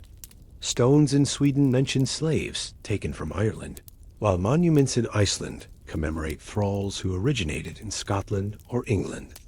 This geographic spread illustrates the vast scope of the Viking slave trade and the way human trafficking connected distant regions in networks of exploitation and cultural exchange. Collaboration with colleagues in Ireland and Britain has produced particularly valuable insights. Irish monasteries kept detailed records of Viking raids, often including information about the numbers of people killed or captured. By correlating these accounts with runestone evidence, researchers can sometimes reconstruct the individual journeys that transformed free people into slaves and occasionally trace their subsequent experiences in Scandinavian society. The emotional impact of this work is never far from Dr. Svensson's consciousness. Each stone represents not just historical data, but a human being whose life was shaped by forces largely beyond their control. The sparse language of runic inscriptions cannot convey the full depth of experiences that included separation from family, adaptation to foreign customs, and the daily struggle to maintain dignity in circumstances designed to strip it away. Yet, within these limitations, the stones do preserve traces of individual personality and achievement that would otherwise have been lost forever. Bjorn, the thrall mentioned on the upland stone, clearly inspired enough loyalty and affection in his master to merit permanent commemoration.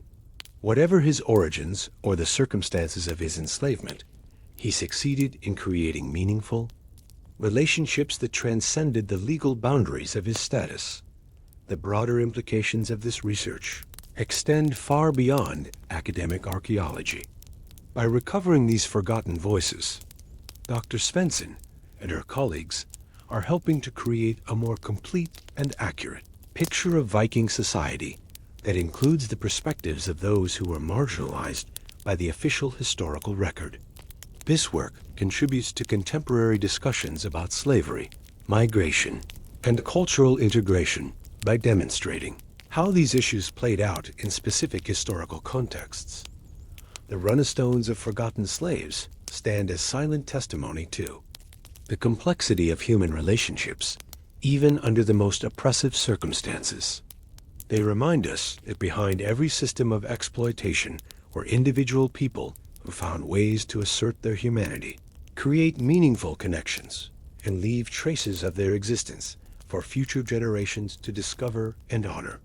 In learning to read their stories, we not only recover lost history, but gain insights into the resilience of the human spirit that remain relevant today.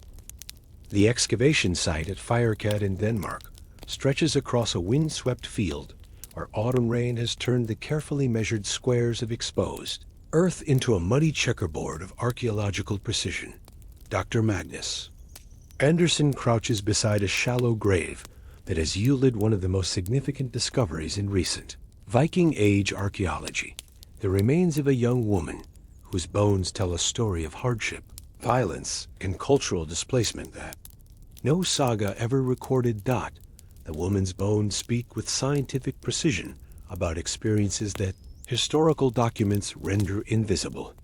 Isotope analysis of her teeth reveals that she was born far from Denmark, most likely in Ireland or Western Scotland, regions that bore the brunt of Viking raids throughout the 9th and 10th centuries.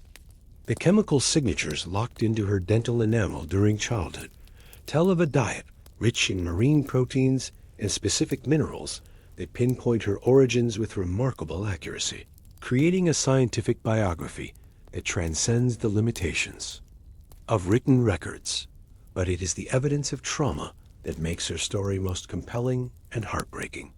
Multiple fractures in her forearms show the characteristic pattern of defensive wounds, injuries sustained while trying to protect herself from violent attack. The bones had healed poorly, suggesting that she received minimal medical care after being injured, a pattern consistent with someone whose welfare was considered expendable.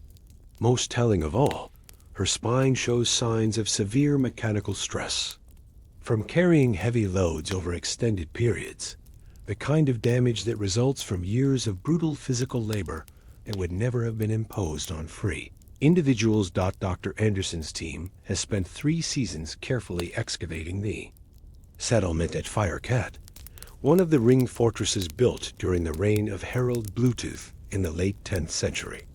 These circular strongholds, precisely planned and constructed according to standardized designs, represent the pinnacle of Viking military engineering and administrative organization. Yet beneath their impressive ramparts and symmetrical layouts lies evidence of the human suffering that made such monuments possible.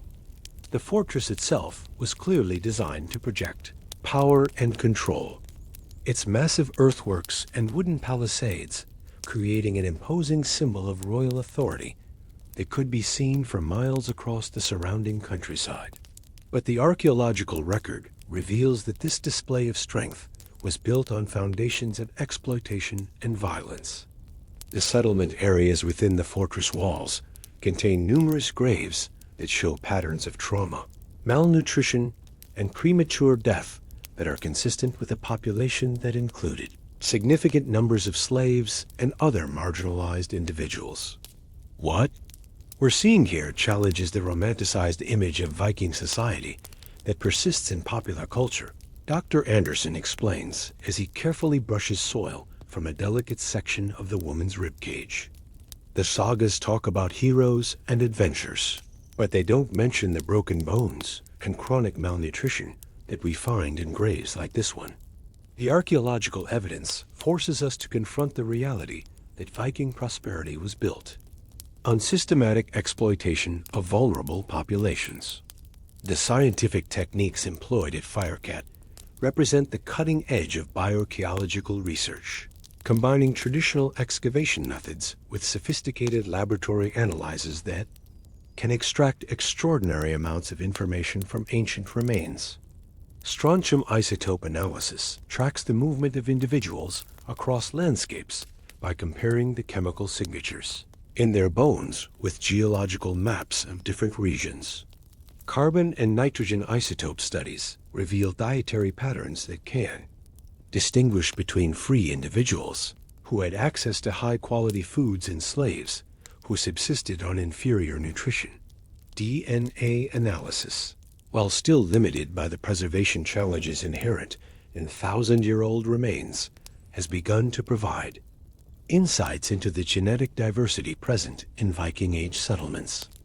The preliminary results from Firecat suggest a population that included individuals from across northern Europe, consistent with historical accounts of widespread raiding and slave-taking that brought people from Ireland, Scotland, England, and the Slavic territories into Scandinavian society. The burial practices reveal that Firecat demonstrate the complex ways in which social status was expressed even in death. While high-status individuals were interred with elaborate grave goods weapons, jewelry, imported luxury items, the graves of presumed slaves are marked by their stark simplicity. Bodies were often placed in shallow pits with minimal preparation, sometimes even thrown into refuse areas, as if their humanity was considered insignificant even after death. Yet even within these patterns of neglect and dehumanization, the archaeological record preserves traces of individual dignity and cultural identity that refuse to be completely erased. Several graves at Firecat contain small personal items, a bronze pin, a fragment of decorated clothing, a carefully carved piece of antler that speak to the human need to maintain some sense of self even under the most oppressive circumstances. These modest possessions represent acts of quiet resistance, assertions of identity that survived despite systematic attempts to reduce their owners to mere property. The workshop areas within the fortress reveal the economic importance of skilled slave labor to Viking society. Excavations have uncovered evidence of metalworking, textile production, bone carving, and other crafts that required specialized knowledge and years of training to master. Chemical analysis of slag and other production debris indicates that the quality of work produced at Firecat was exceptionally high, suggesting that the craftspeople involved possessed considerable expertise.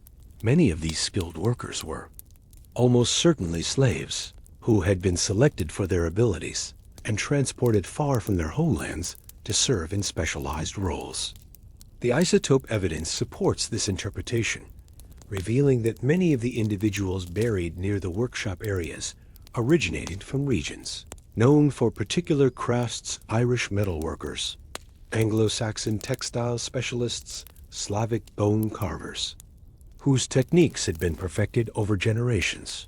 The integration of enslaved craftspeople into Viking production systems created complex dynamics that are reflected in the archaeological record. While these individuals clearly possessed valuable skills that earned them somewhat better treatment than field slaves, they remained fundamentally vulnerable to the whims of their owners. Several burials show evidence of sudden violent death that may have resulted from political upheavals, changes in ownership, or simple acts of arbitrary cruelty. The children's graves at Firecat provide particularly poignant evidence of the intergenerational impact of slavery on Viking society. Some young individuals show clear signs of having been born into bondage, with skeletal markers indicating lifelong malnutrition and heavy labor from early ages.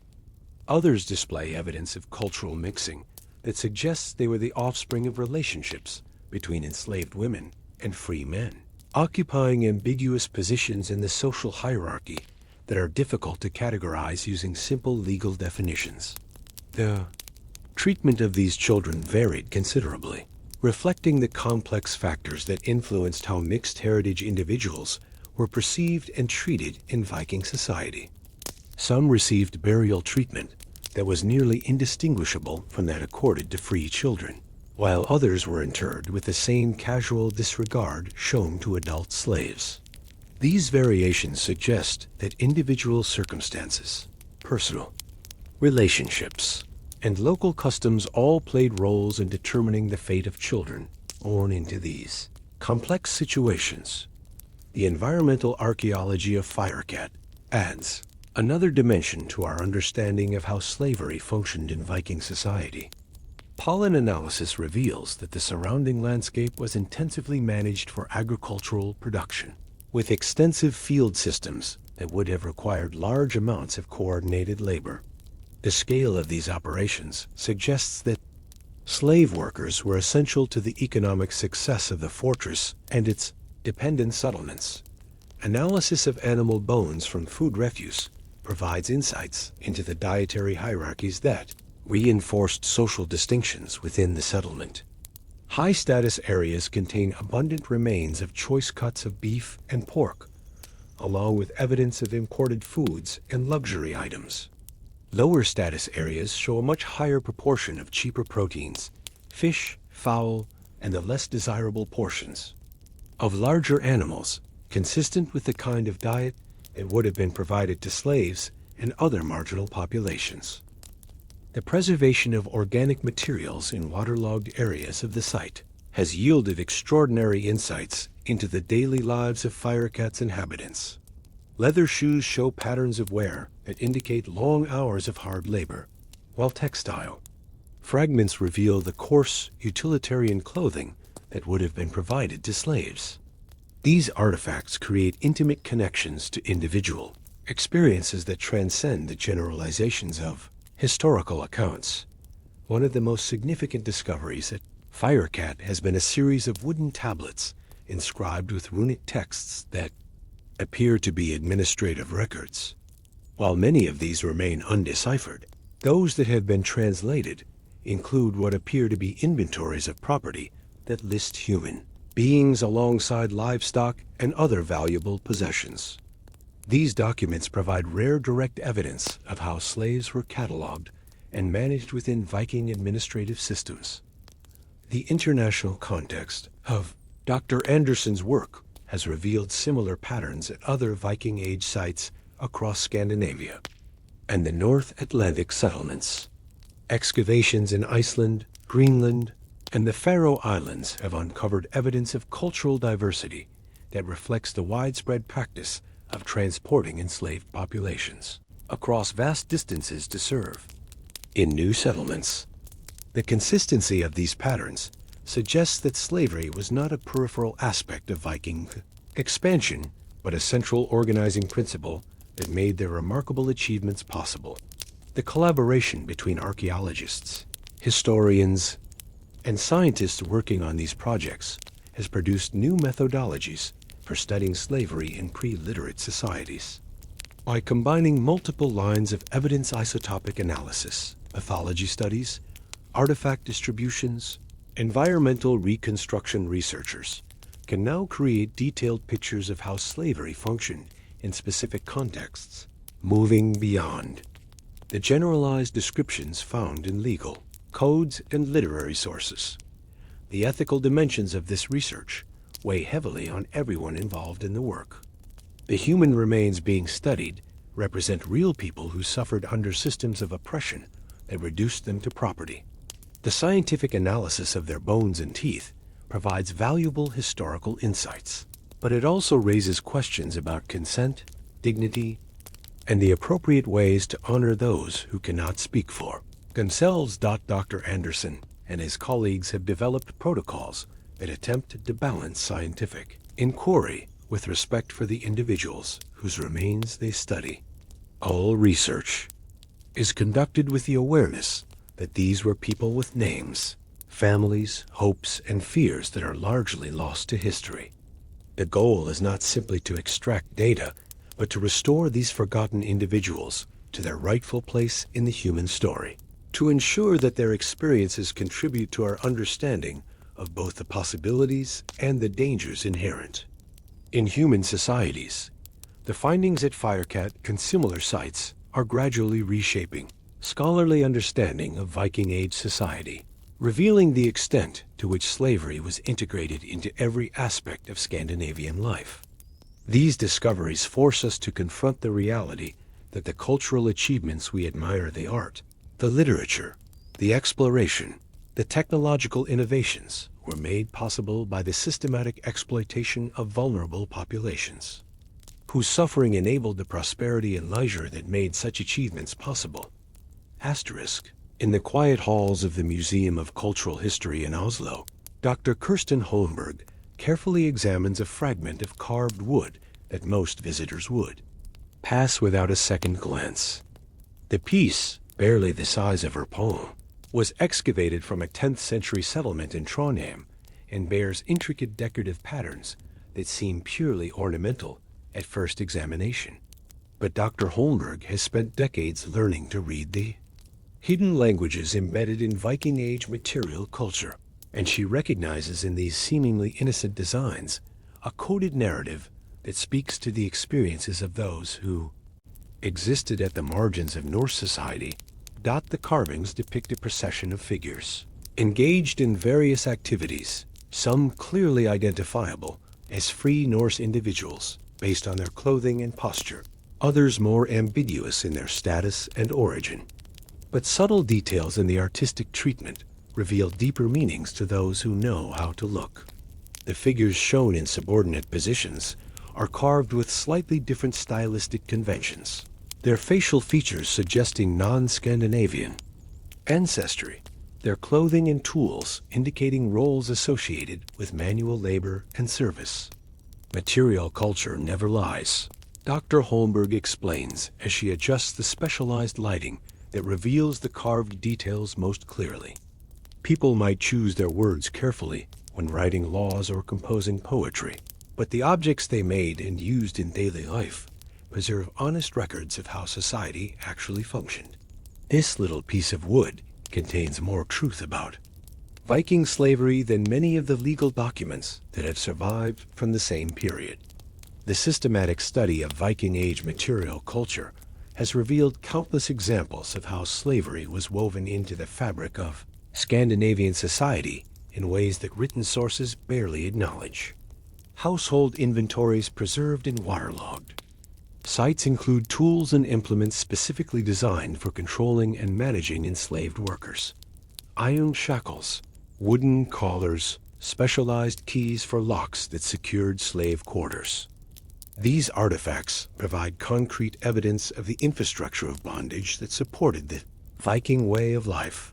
The textile remains recovered from excavations across Scandinavia tell particularly revealing stories about the lives of enslaved women who were responsible for much of the spinning, weaving, and clothing production that sustained Viking households. Analysis of surviving fabric fragments reveals clear hierarchies in the quality of materials and workmanship. The finest textiles, woven from imported silk and wool dyed with expensive pigments, were clearly intended for the free elite. Coarser fabrics, made from local materials and showing evidence of hasty or inexpert production, represent the clothing provided to slaves and other subordinate populations. But even within these hierarchies, the archaeological record preserves evidence of individual creativity and cultural resistance that challenges simple narratives of oppression and submission. Some textile fragments from presumed slave quarters show innovative techniques that combine Scandinavian methods with foreign traditions, suggesting that enslaved craftswomen found ways to maintain connections to their cultural heritage, even while working within the constraints of their bondage. The study of Viking age ceramics provides another window into the experiences of enslaved populations. Pottery sherds from excavations often show clear distinctions between vessels used by different social groups within the same settlements. The finest ceramics, often imported from distant regions or made by master craftsmen, were clearly reserved for elite consumption.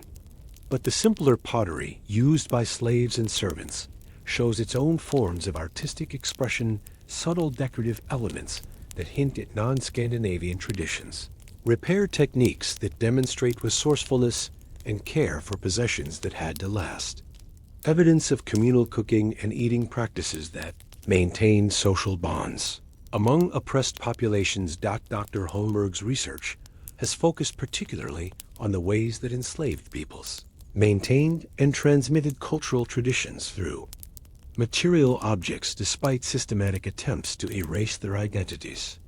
A carved bone cone from a slave burial in Iceland incorporates decorative motifs that can be traced to Irish manuscript illumination, suggesting that the maker retained knowledge of artistic traditions from his or her homeland. A small bronze amulet from Denmark combines Norse and Slavic religious symbols, indicating the complex spiritual negotiations that enslaved individuals had to navigate in their daily lives. The preservation of organic materials in certain archaeological contexts has yielded extraordinary insights into the daily lives of Viking Age slaves. Waterlogged deposits in urban centers like Hidibi and Urka have preserved leather goods, wooden implements, and even food remains that illuminate the material conditions of bondage. The leather shoes worn by slaves show patterns of heavy wear and crude repair that contrast sharply with the well-crafted footwear found in elite contexts.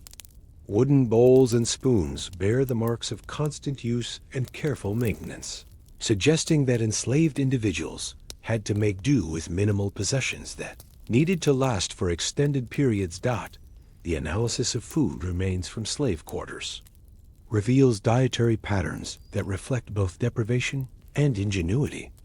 While slaves were clearly given inferior portions and less desirable cuts of meat, they often supplemented their diets with foraged foods, small game, and fish that they caught or gathered during their limited free time. The presence of certain herbs and seasonings suggests that enslaved cooks found ways to make unappetizing foods more palatable, maintaining culinary traditions that connected them to their cultural origins. Asterisk.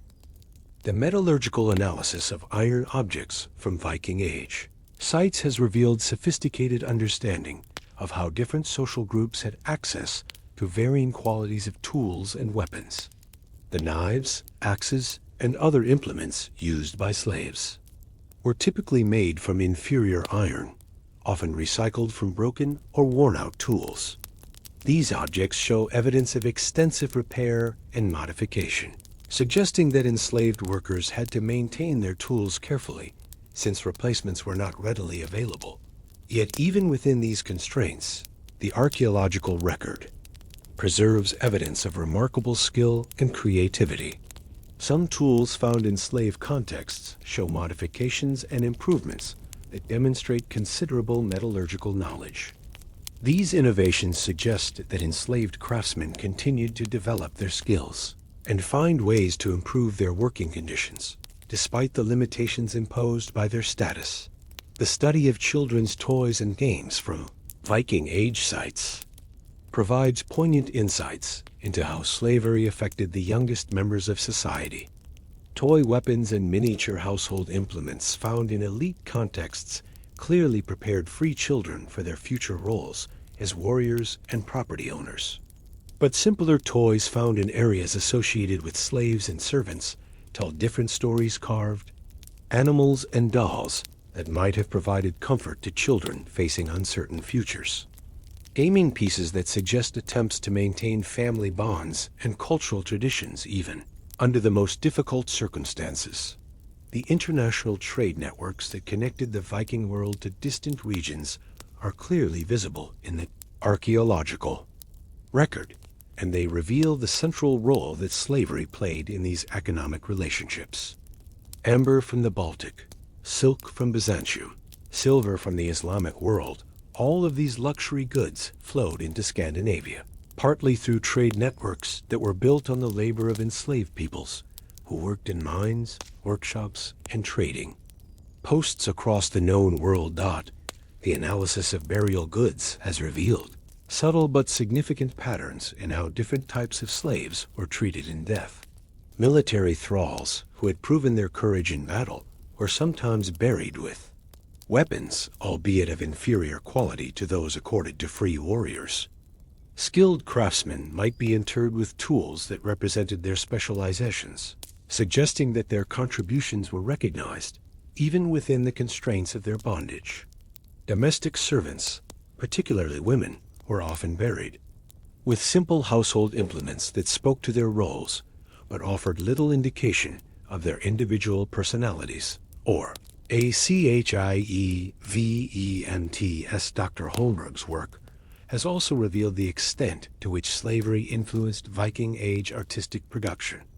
Many of the decorative objects that we admire today, intricately carved bone combs, elaborate metalwork, sophisticated textiles, were almost certainly produced by enslaved craftsmen whose names and origins have been forgotten. The artistic traditions that we identify as distinctively Viking actually represent syntheses of techniques and motifs drawn from across the known world, brought together by the forced migration of skilled workers who were compelled to adapt their traditional methods to serve their captors.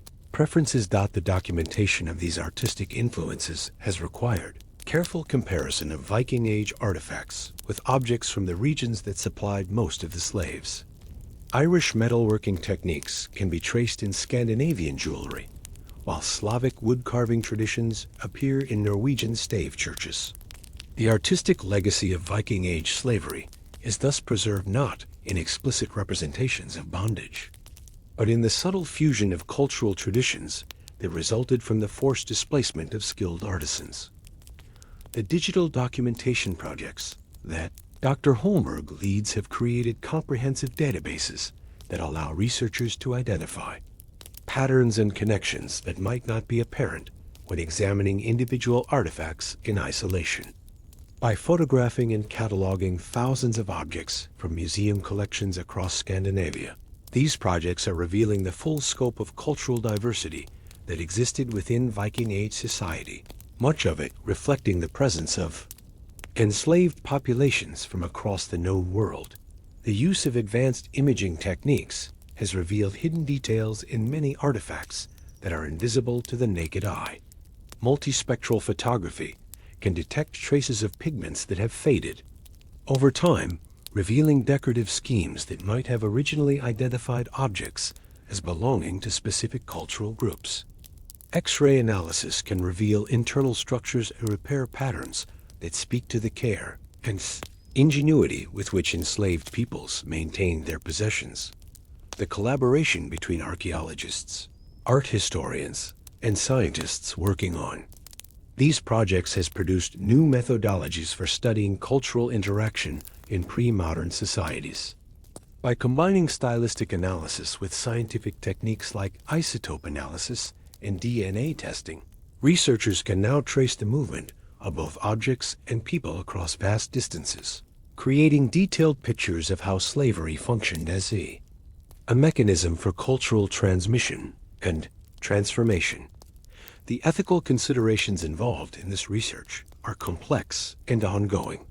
The artifacts being studied represent the creativity and skill of people who were systematically oppressed, and whose contributions to Viking Age culture had been largely overlooked. The challenge is to acknowledge and honor these contributions while avoiding the romanticization of slavery or the minimization of the suffering that made such cultural transmission possible.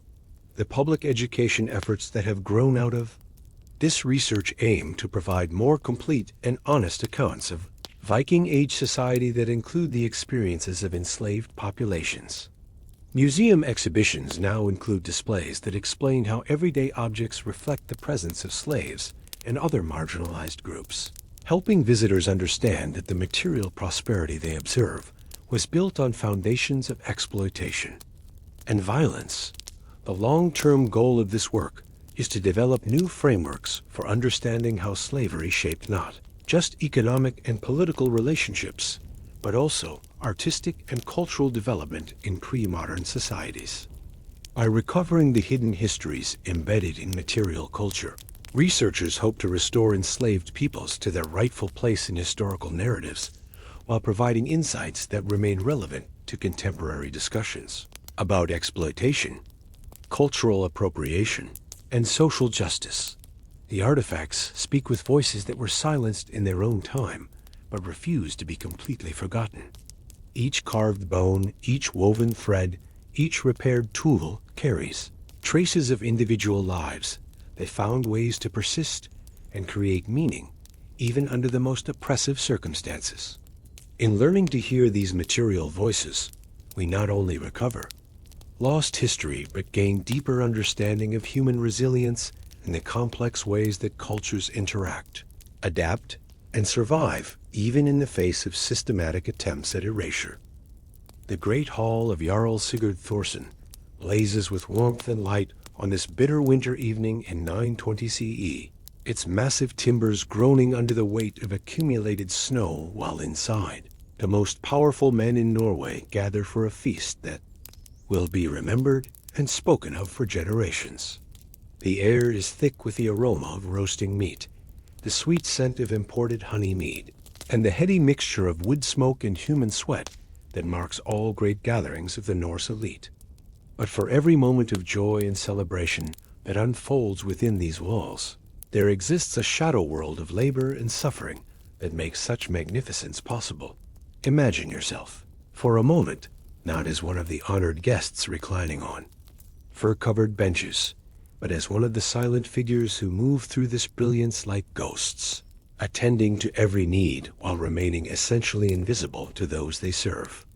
You are Ericsson's thrall, one of perhaps 50 enslaved individuals whose coordinated efforts transform raw ingredients into a spectacle of abundance that demonstrates your master's wealth and power to all who witness it.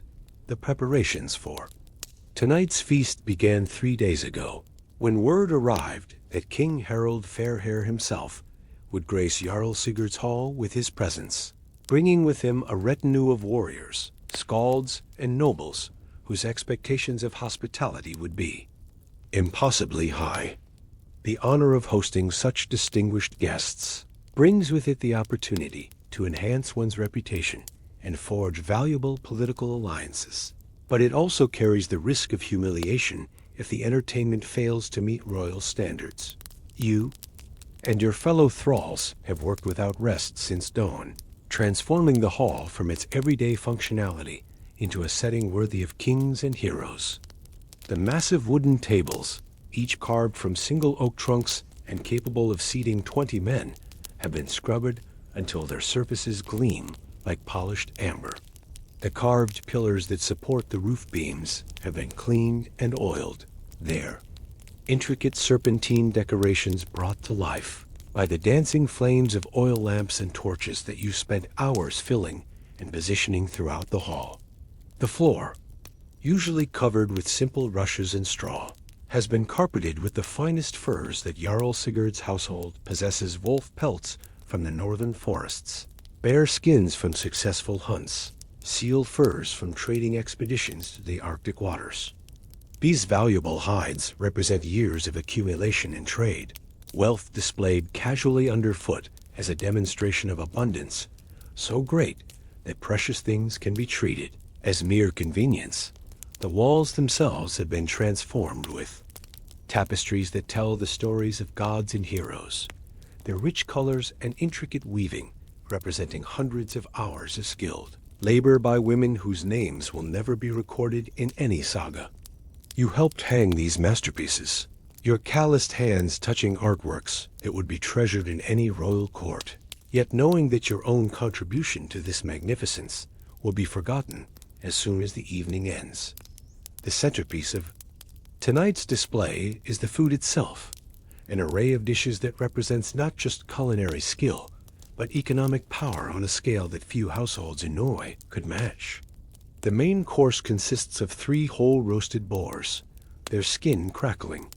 With rendered fat, their flesh tender from hours of careful tending over specially constructed fire pits that you helped dig and prepare.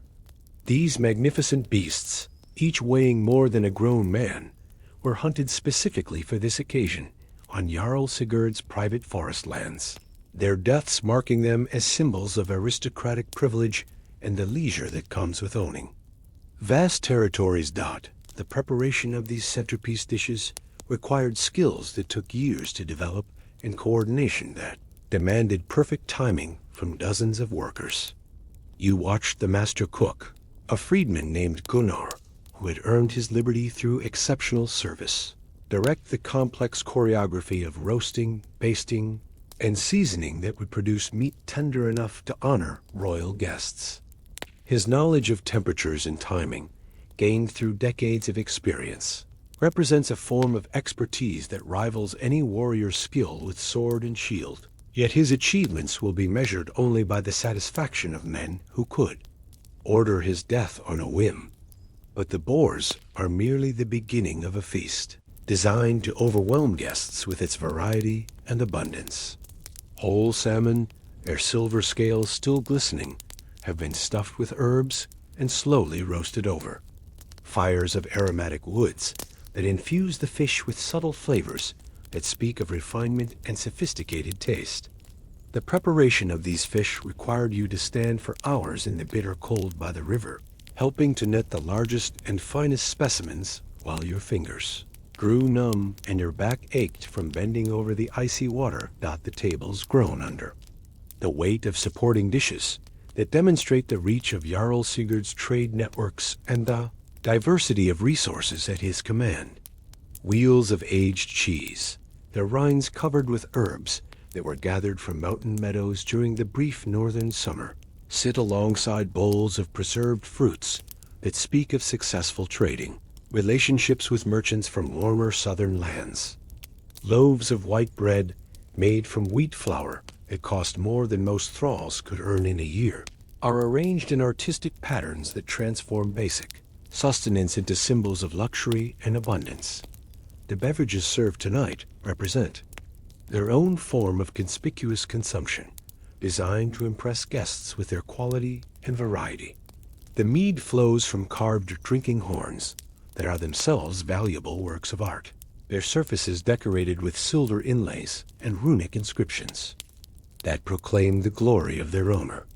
This honey wine, sweet and potent, was aged in wooden casks for 3 years before being deemed worthy of royal consumption, its golden color and complex flavors representing both patience and the wealth necessary to store valuable commodities for extended periods.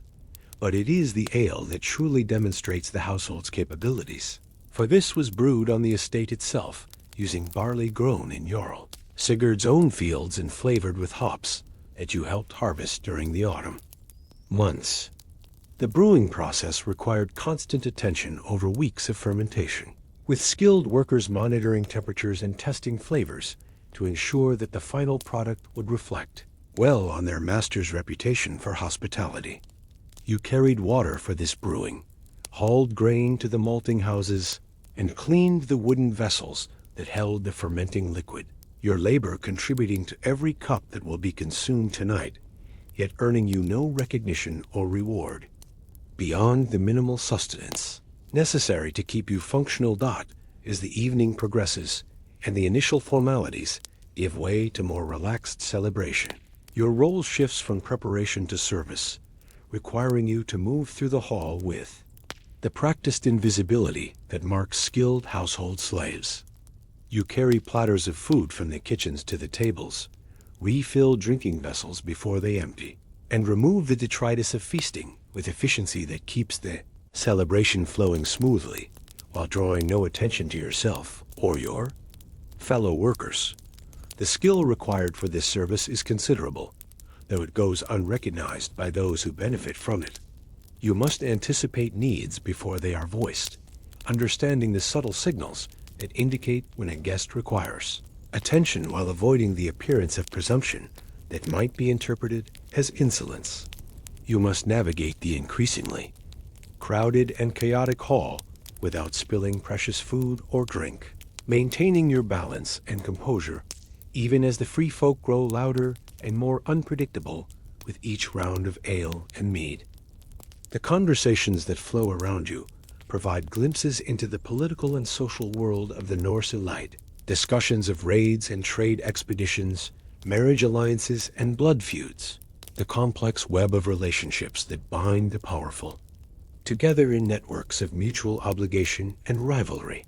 These men speak casually of owning hundreds of slaves, of burning monasteries and capturing entire populations, of wealth accumulated through violence and exploitation that they discuss with the same tone they might use to describe successful hunting expeditions or favorable weather for sailing. King Harold himself, resplendent in robes decorated with gold thread and fur trim that represents the labor of countless craftsmen, speaks eloquently about his vision for a unified Norway, his plans for expanding royal authority across the scattered kingdoms and petty chieftains that have traditionally governed the region independently. His words paint pictures of order and prosperity, of peaceful trade and cultural development. Yet you know that these noble goals will be achieved through the same methods that have always been used: conquest, enslavement, and the systematic exploitation of those who lack the power to resist. Entertainment that accompanies the feast reflects the same contradictions between idealized values and brutal realities that characterize all aspects of elite Norse culture. The skalds who perform tonight are masters of their craft, weaving tales of heroic courage and noble sacrifice that celebrate the highest aspirations of Viking civilization. Their voices ring out across the hall as they recite the great poems, their words painting vivid pictures of warriors who choose death before dishonor, of kings who protect their people even at the cost of their own lives, of a world where integrity matters more than life itself.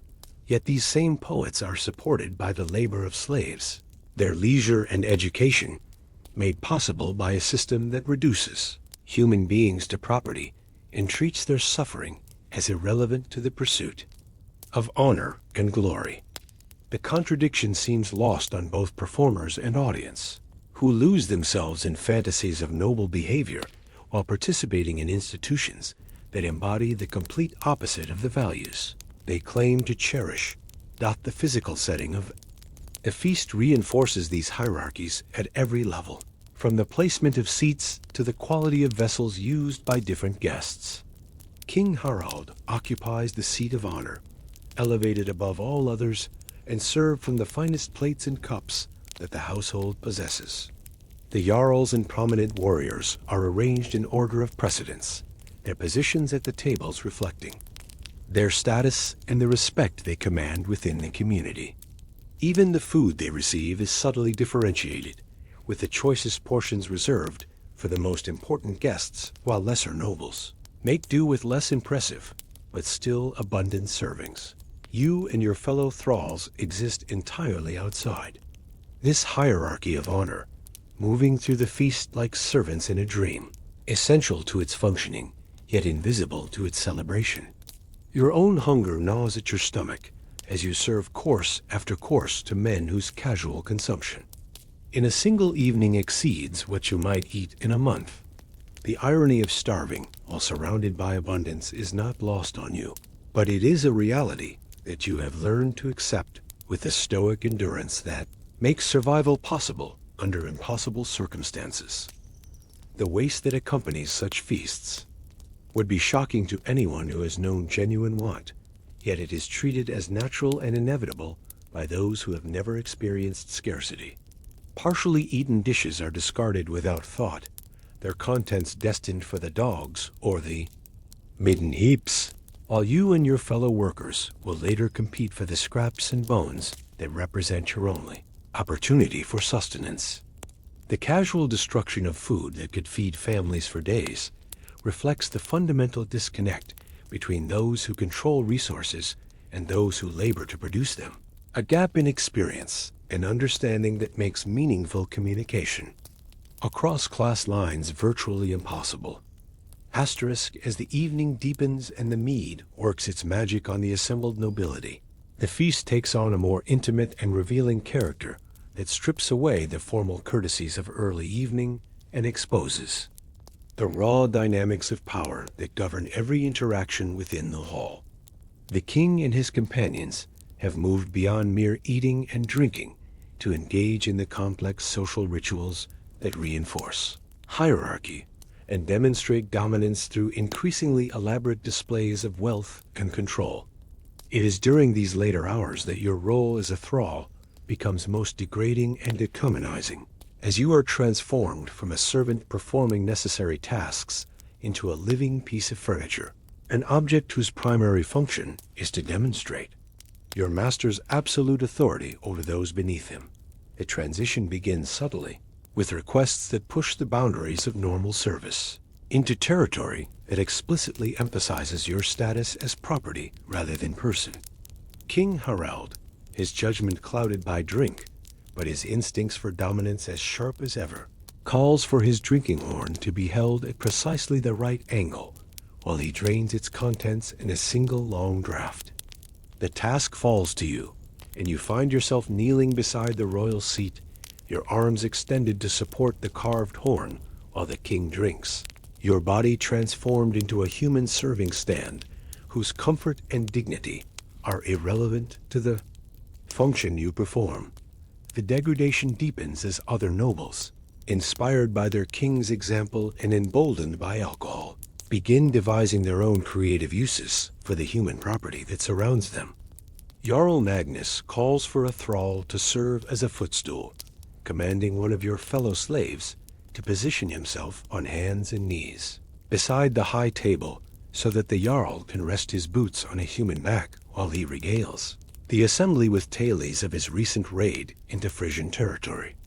The casual cruelty of the gesture draws laughter and approval from the other guests, who see it as an amusing demonstration of proper hierarchical relationships, rather than as an act of deliberate humiliation. Your own turn comes when Jarl Sigurd, himself perhaps feeling that his hospitality must match the creative displays of his guests, decides that the evening's entertainment would be enhanced by having slaves serve as living statues to hold torches that illuminate the hall's most impressive artworks.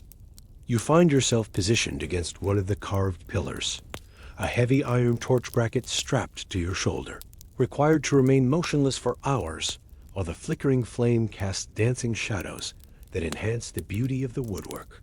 You help display. The physical discomfort of maintaining such positions for extended periods is considerable, but it pales beside the psychological impact of being treated as an object rather than a human being.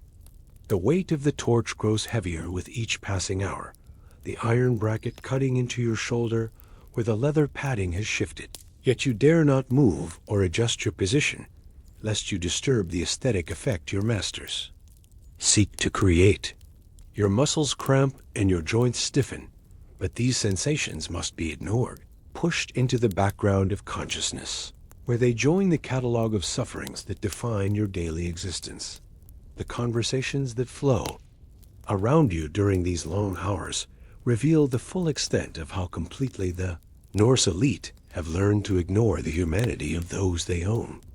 The men speak freely about their most intimate concerns and secret plans, secure in their belief that slaves are no more capable of understanding or repeating what they hear than would be the wooden pillars or stone foundations that support the hall.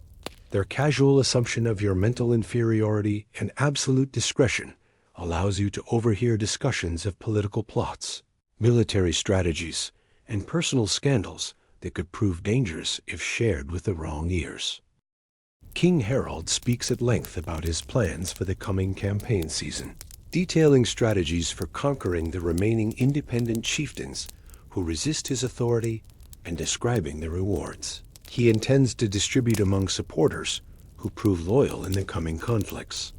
He estimates the numbers of slaves that successful raids might yield, calculating their value with the same precision he applies to capturing cattle or seizing silver, their potential suffering reduced to simple economic equations that factor into larger strategic considerations. The other nobles contribute their own insights and observations, sharing intelligence about potential targets and discussing the logistics of moving large forces across difficult terrain while maintaining the element of surprise that makes raids profitable. They debate the relative merits of different approaches to conquest, whether it is more effective to kill resistance leaders outright or to enslave them as examples to others, whether captured populations should be transported immediately to prevent escape attempts or held locally until convenient shipping can be arranged. These discussions proceed with a matter-of-fact tone that might characterize any business planning session, the speakers displaying no awareness that they're casual. Conversation describes the destruction of communities and the transformation of free people into property. The disconnect between their idealized self-image as noble warriors, protecting their people, and the reality of their activities as dealers in human misery seems complete.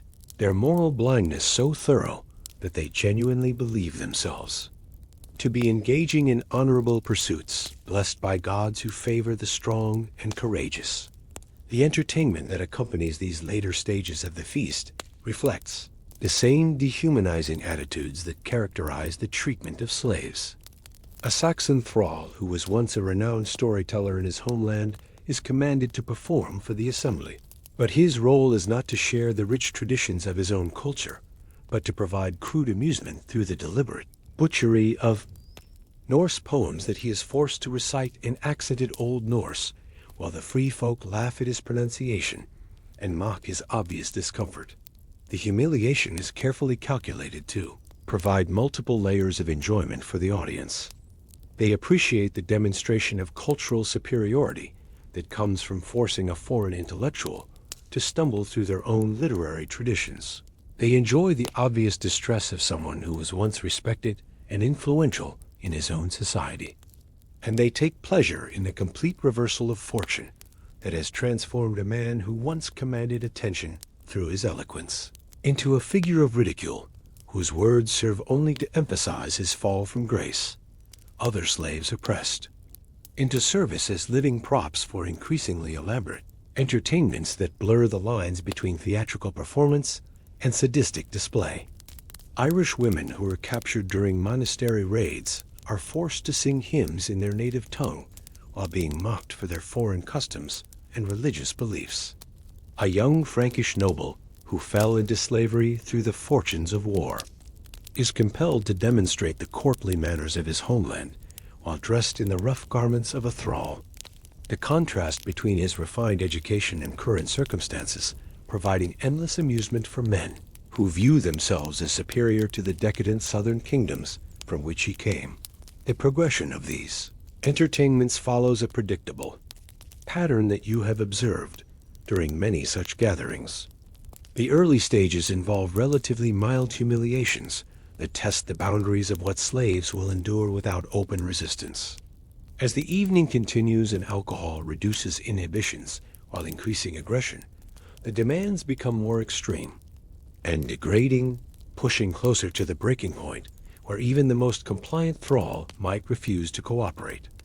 This escalation serves multiple purposes beyond simple entertainment.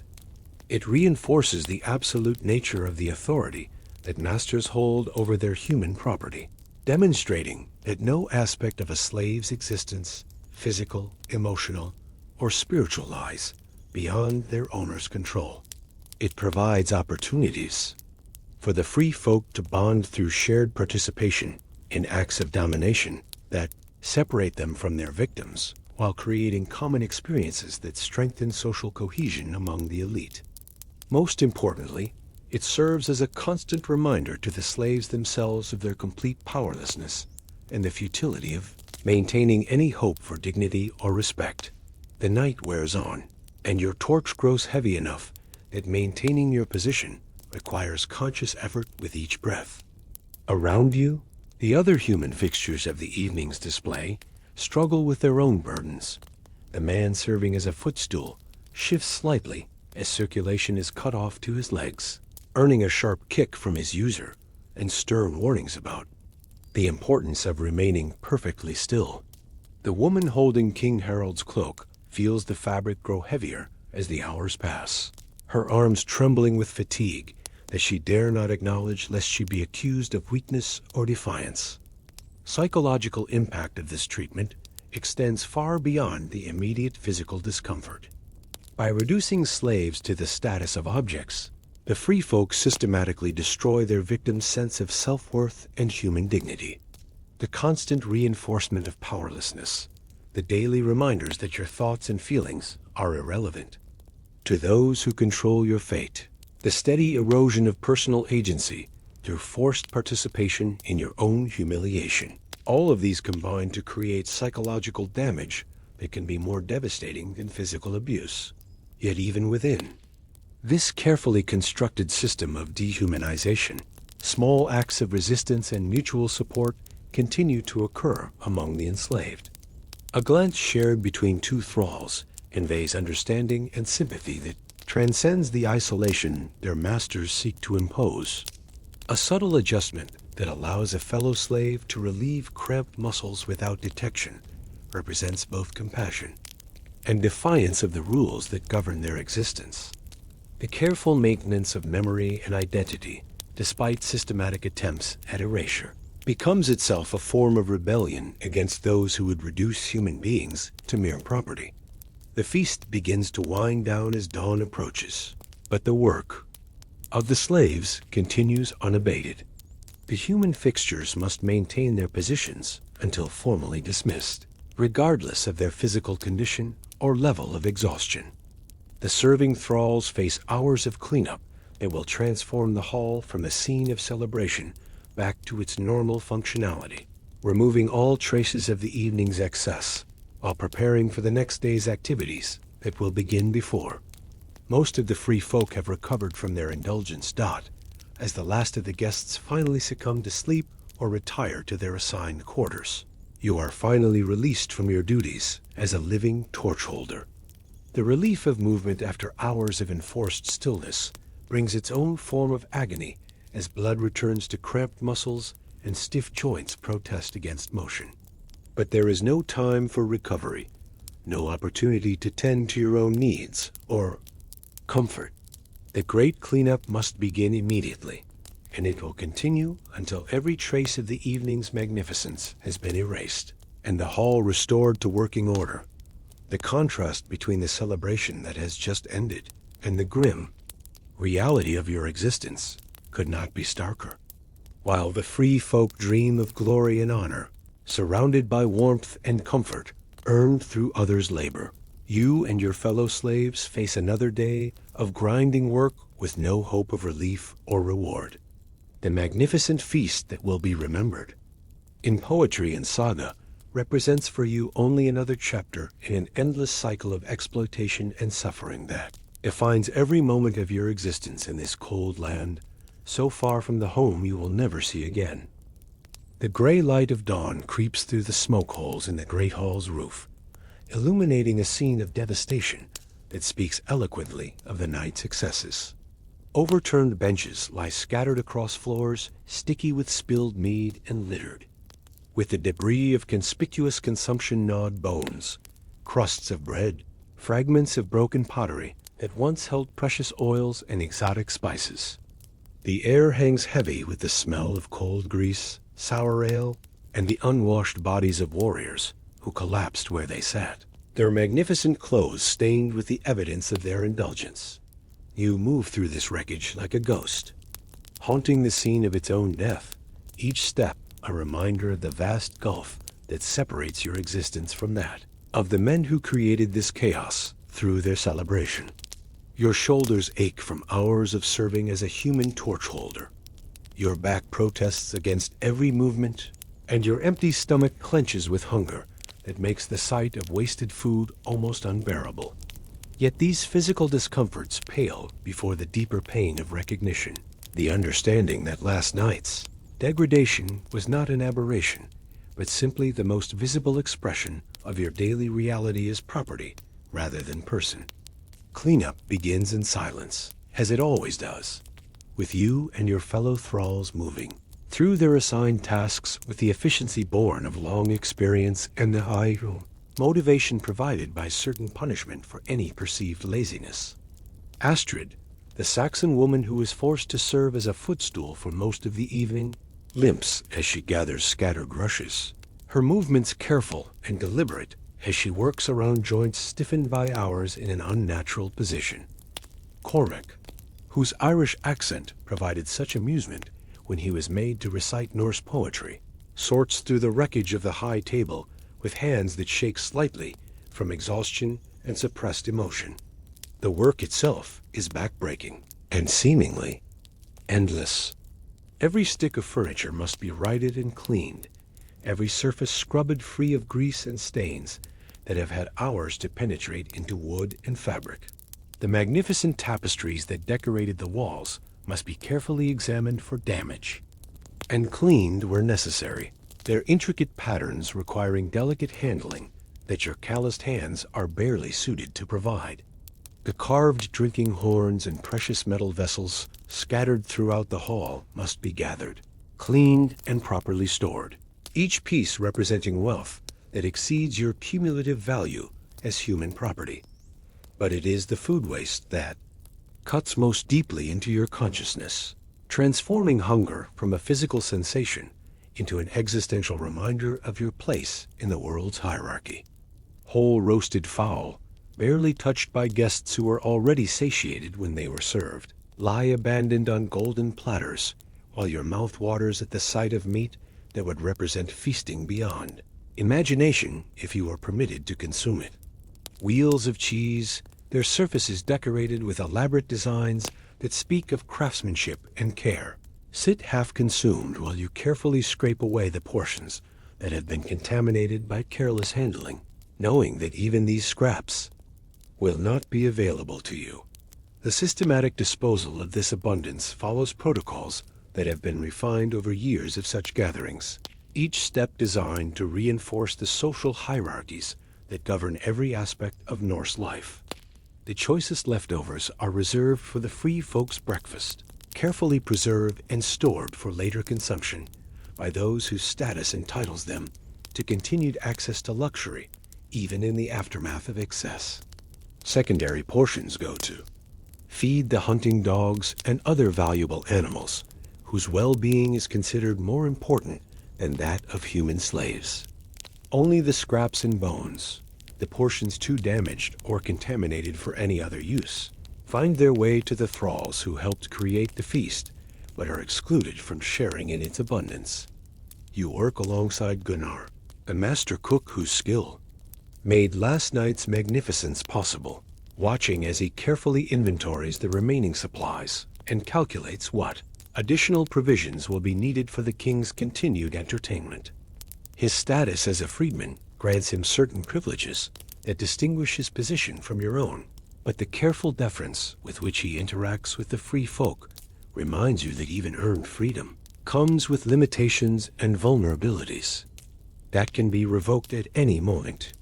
The king expects another feast tomorrow, Gunnar informs you as you help him assess the damage to the kitchen stores. Lord Harold's appetite for display seems as endless as his hunger for power. We'll need to slaughter 3 more pigs and send hunters out for fresh game. His voice carries the weariness of someone who understands the enormous labor required to maintain such displays of wealth, but also the resignation of one who knows that questioning the necessity of such extravagance would be both futile and dangerous. The implications of this announcement settle over you like a cold fog. Another feast means another full cycle of preparation, service, and degradation. Another opportunity for the free folk to demonstrate their dominance through creative humiliation of those who serve them. Your body, already pushed to its limits by the previous day's labors, will somehow have to find the strength for another round of superhuman effort. Another test of your ability to endure the unendurable while maintaining the facade of willing compliance that keeps you alive. As the morning progresses and the cleanup continues, The free folk begin to stir from their alcohol-induced slumber, their emergence from sleep, bringing new demands and fresh opportunities for casual cruelty. King Harald himself rises with the imperial expectation that his needs will be anticipated and met without his having to voice them explicitly, his bleary eyes scanning the hall for signs that the previous evening's celebration has been properly erased and that normal service has been restored. The king's morning routine provides yet another demonstration of how completely your existence revolves around the comfort and convenience of others. You help prepare his bath, heating enormous quantities of water over fires that you must tend carefully to maintain the precise temperature he prefers. You assist in laying out his clothes, selected from garments that represent the labor of dozens of skilled craftspeople and decorated with precious materials that have been transported across vast distances at enormous expense. You stand ready to attend to any need or whim that might occur to him, your presence so constant yet so invisible that he seems genuinely unaware of your existence as an individual human being.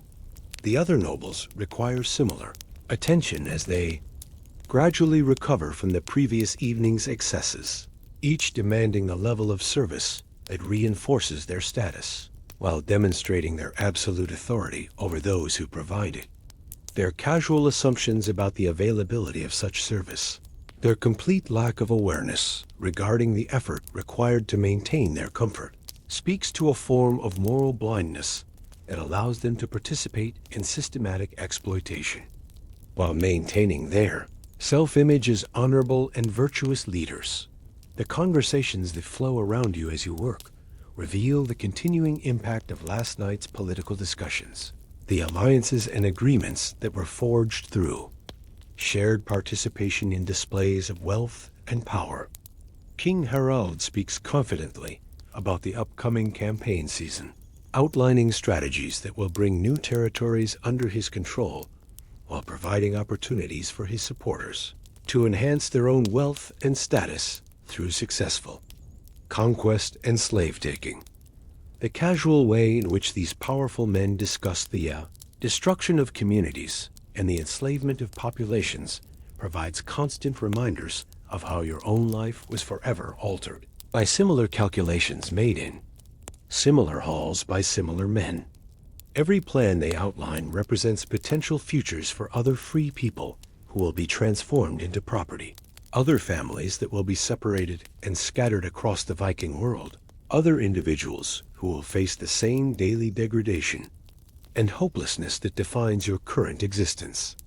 Yet even as you listen to these discussions and feel the familiar weight of despair settling over your consciousness, something deeper stirs within you, a stubborn core of identity that refuses to be completely crushed by the systematic dehumanization you endure. Perhaps it is the memory of your mother's voice singing Irish lullabies during the long winter nights of your childhood, when the world seemed safe and your future bright with possibility. Perhaps it is the accumulated anger from 1,000 small humiliations, each one adding fuel to a fire that burns quietly but persistently in your chest. Or perhaps it is simply the fundamental human refusal to surrender completely to forces that seek to reduce you to an object, the irreducible spark of selfhood that persists even under the most oppressive circumstances. Whatever its source, this inner resistance becomes a form of spiritual rebellion that allows you to maintain some sense of dignity and purpose, even when external circumstances seem designed to strip away every trace of human worth. The other thralls share this hidden strength, and you see evidence of it in the small acts of mutual support and quiet defiance that punctuate your daily routines. Astrid shares a crust of bread when she thinks no one is watching, her generosity a gift that transcends its material value to become an affirmation of shared humanity. Cormac hums Irish melodies under his breath while he works, the familiar tunes, creating bridges between past and present that help maintain connections too, identities that slavery cannot completely erase. These moments of connection and resistance are dangerous requiring careful concealment from masters who would view any sign of independence or mutual loyalty as potential threats to their absolute authority. Yet they are also essential, providing the emotional and spiritual sustenance that makes continued survival possible under impossible circumstances. In maintaining these bonds, you and your fellow slaves create alternative forms of community that exist parallel to the official hierarchies that govern your daily lives. The irony is not lost on you that the very system designed to isolate and dehumanize you has instead created opportunities for forms of solidarity and mutual support that transcend the divisions of language, culture, and origin that separated you in your former lives. Irish, Saxon, Slavic, and even Norse thralls who fell into bondage through debt or crime find common ground in shared suffering that creates bonds stronger than those typically forged through voluntary association. This underground community of Afon, the oppressed, develops its own customs and traditions, its own forms of communication and mutual assistance that operate beneath the awareness of the free folk who assume that their absolute authority extends to every aspect of their properties. Existence. Secret languages of gesture and expression allow warnings to be passed about dangerous moods or impending punishments. Informal networks of mutual aid ensure that the weakest members receive support that helps them survive periods of particular hardship. Vulnerability. As the day progresses and preparations for the next feast begin in earnest, you find yourself thinking about Aud the Deep-Minded and the stories that circulate among the thralls, about her extraordinary decision to free her slaves and create a community based on voluntary cooperation rather than coerced submission. These tales, passed quietly from person to person during stolen moments of conversation, provide glimpses of alternative possibilities that offer hope even when hope seems irrational. The stories about Aud's settlement in the Scottish Islands suggest that different forms of social organization are possible, that the relationships between powerful and powerless need not inevitably involve exploitation and degradation.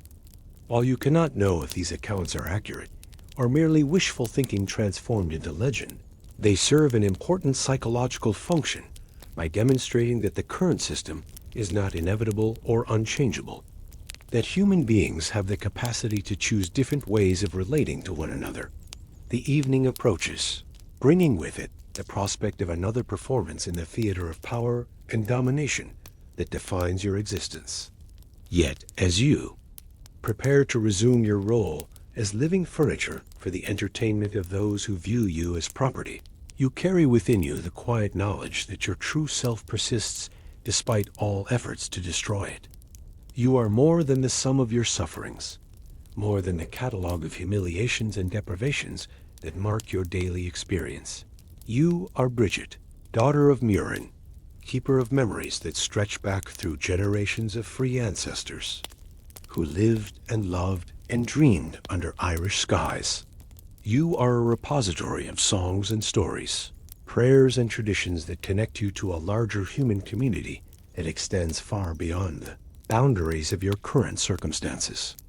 You are a survivor whose existence bears witness to truths that your oppressors would prefer to forget, that courage can exist without weapons, that dignity can persist without recognition, that the human spirit possesses resources for resistance, that no form of bondage can completely exhaust. The feast will proceed, the humiliations will continue, and the cycle of exploitation will turn another revolution. But you will endure, carrying within you the accumulated strength of all those who have faced similar trials and found ways to maintain their humanity despite systematic attempts to destroy it. In your endurance lies a form of victory that transcends the narrow definitions of success and failure that govern the world of your captors, a testament to possibilities that extend far beyond the confines of any single life or historical moment. And so we reach the end of our long journey through the shadowed valleys of Viking history, having walked paths that few dare to tread and witnessed truths that many would prefer to forget. As you settle deeper into the warmth and safety of your own time, let the weight of these stories settle gently around you like a familiar blanket. Their harsh realities softened by the distance of centuries and the knowledge that you inhabit.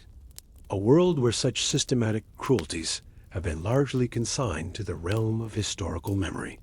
The voices we have followed through these long hours: Bridget the Irish thrall, whose name was almost lost to time; Aud the deep-minded, whose revolutionary compassion challenged an entire social order; the unnamed figures, whose bones speak from Danish burial grounds; the forgotten craftspeople whose artistry survived, even when their identities did not all.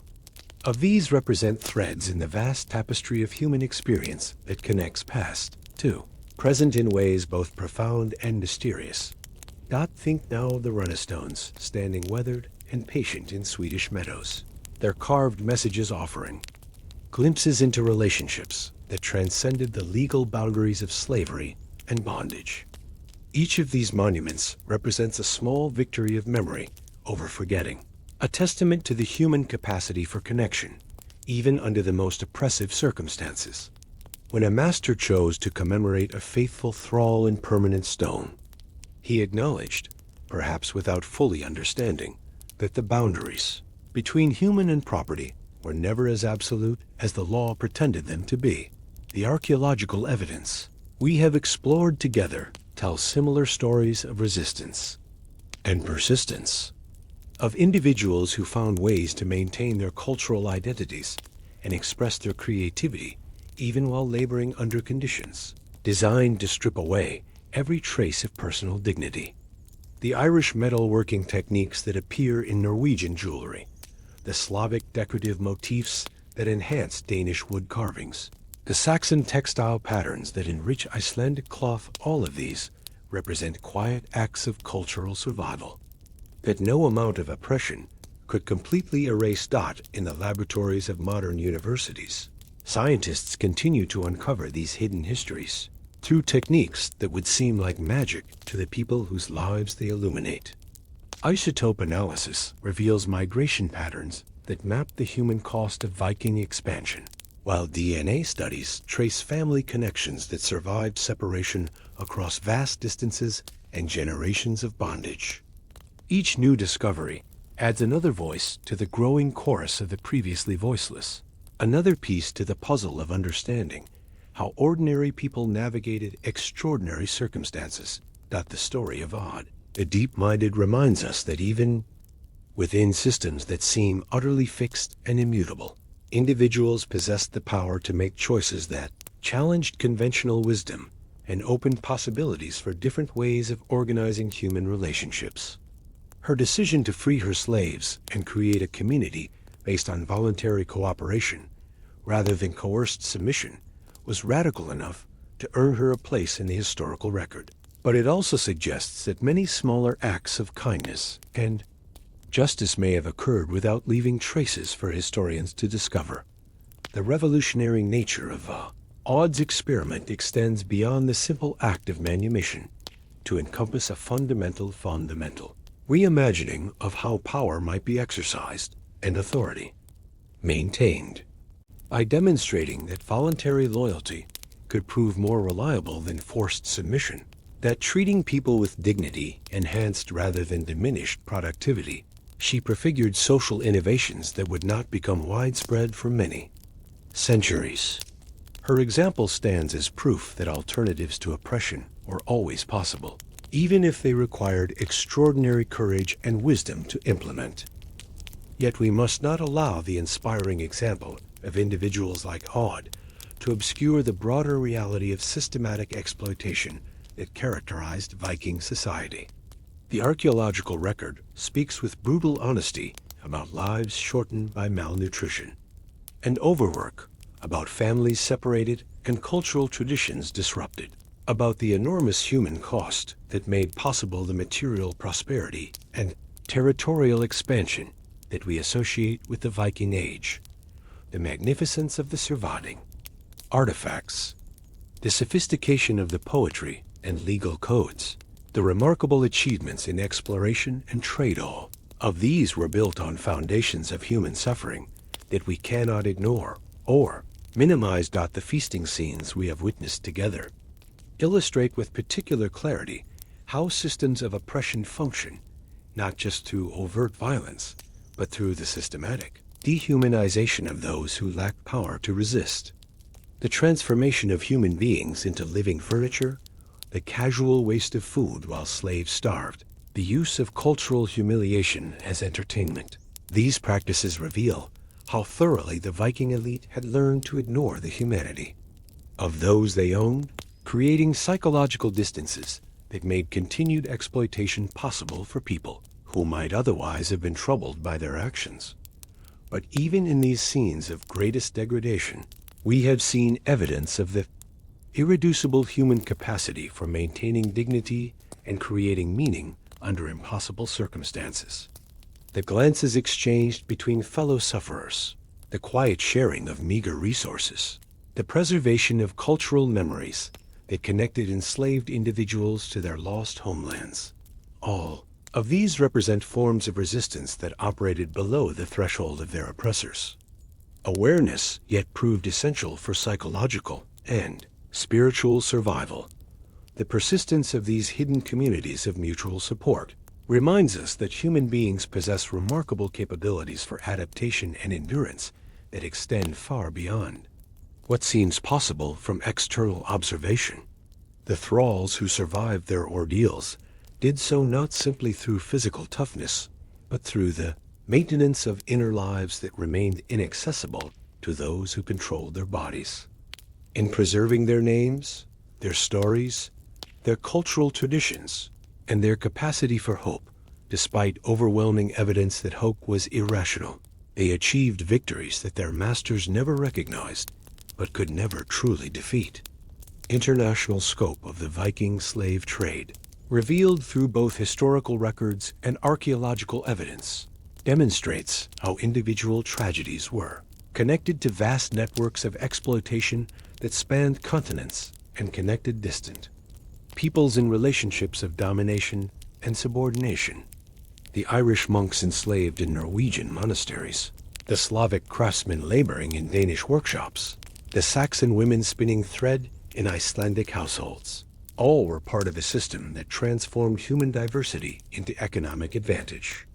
For those powerful enough to organize and control such networks, yet this same international system also created opportunities for cultural exchange and innovation that, however terrible their origins, contributed to the development of new artistic traditions and technological innovations that enhanced human knowledge and capability. The moral complexity of this legacy challenges simple judgments about the past, while reminding us that creative adaptation and cultural survival often emerge from the most unlikely circumstances. The scientific methodologies that modern researchers employ to study these ancient lives represent their own form of justice, restoring voice and agency to people who were systematically silenced in their own time.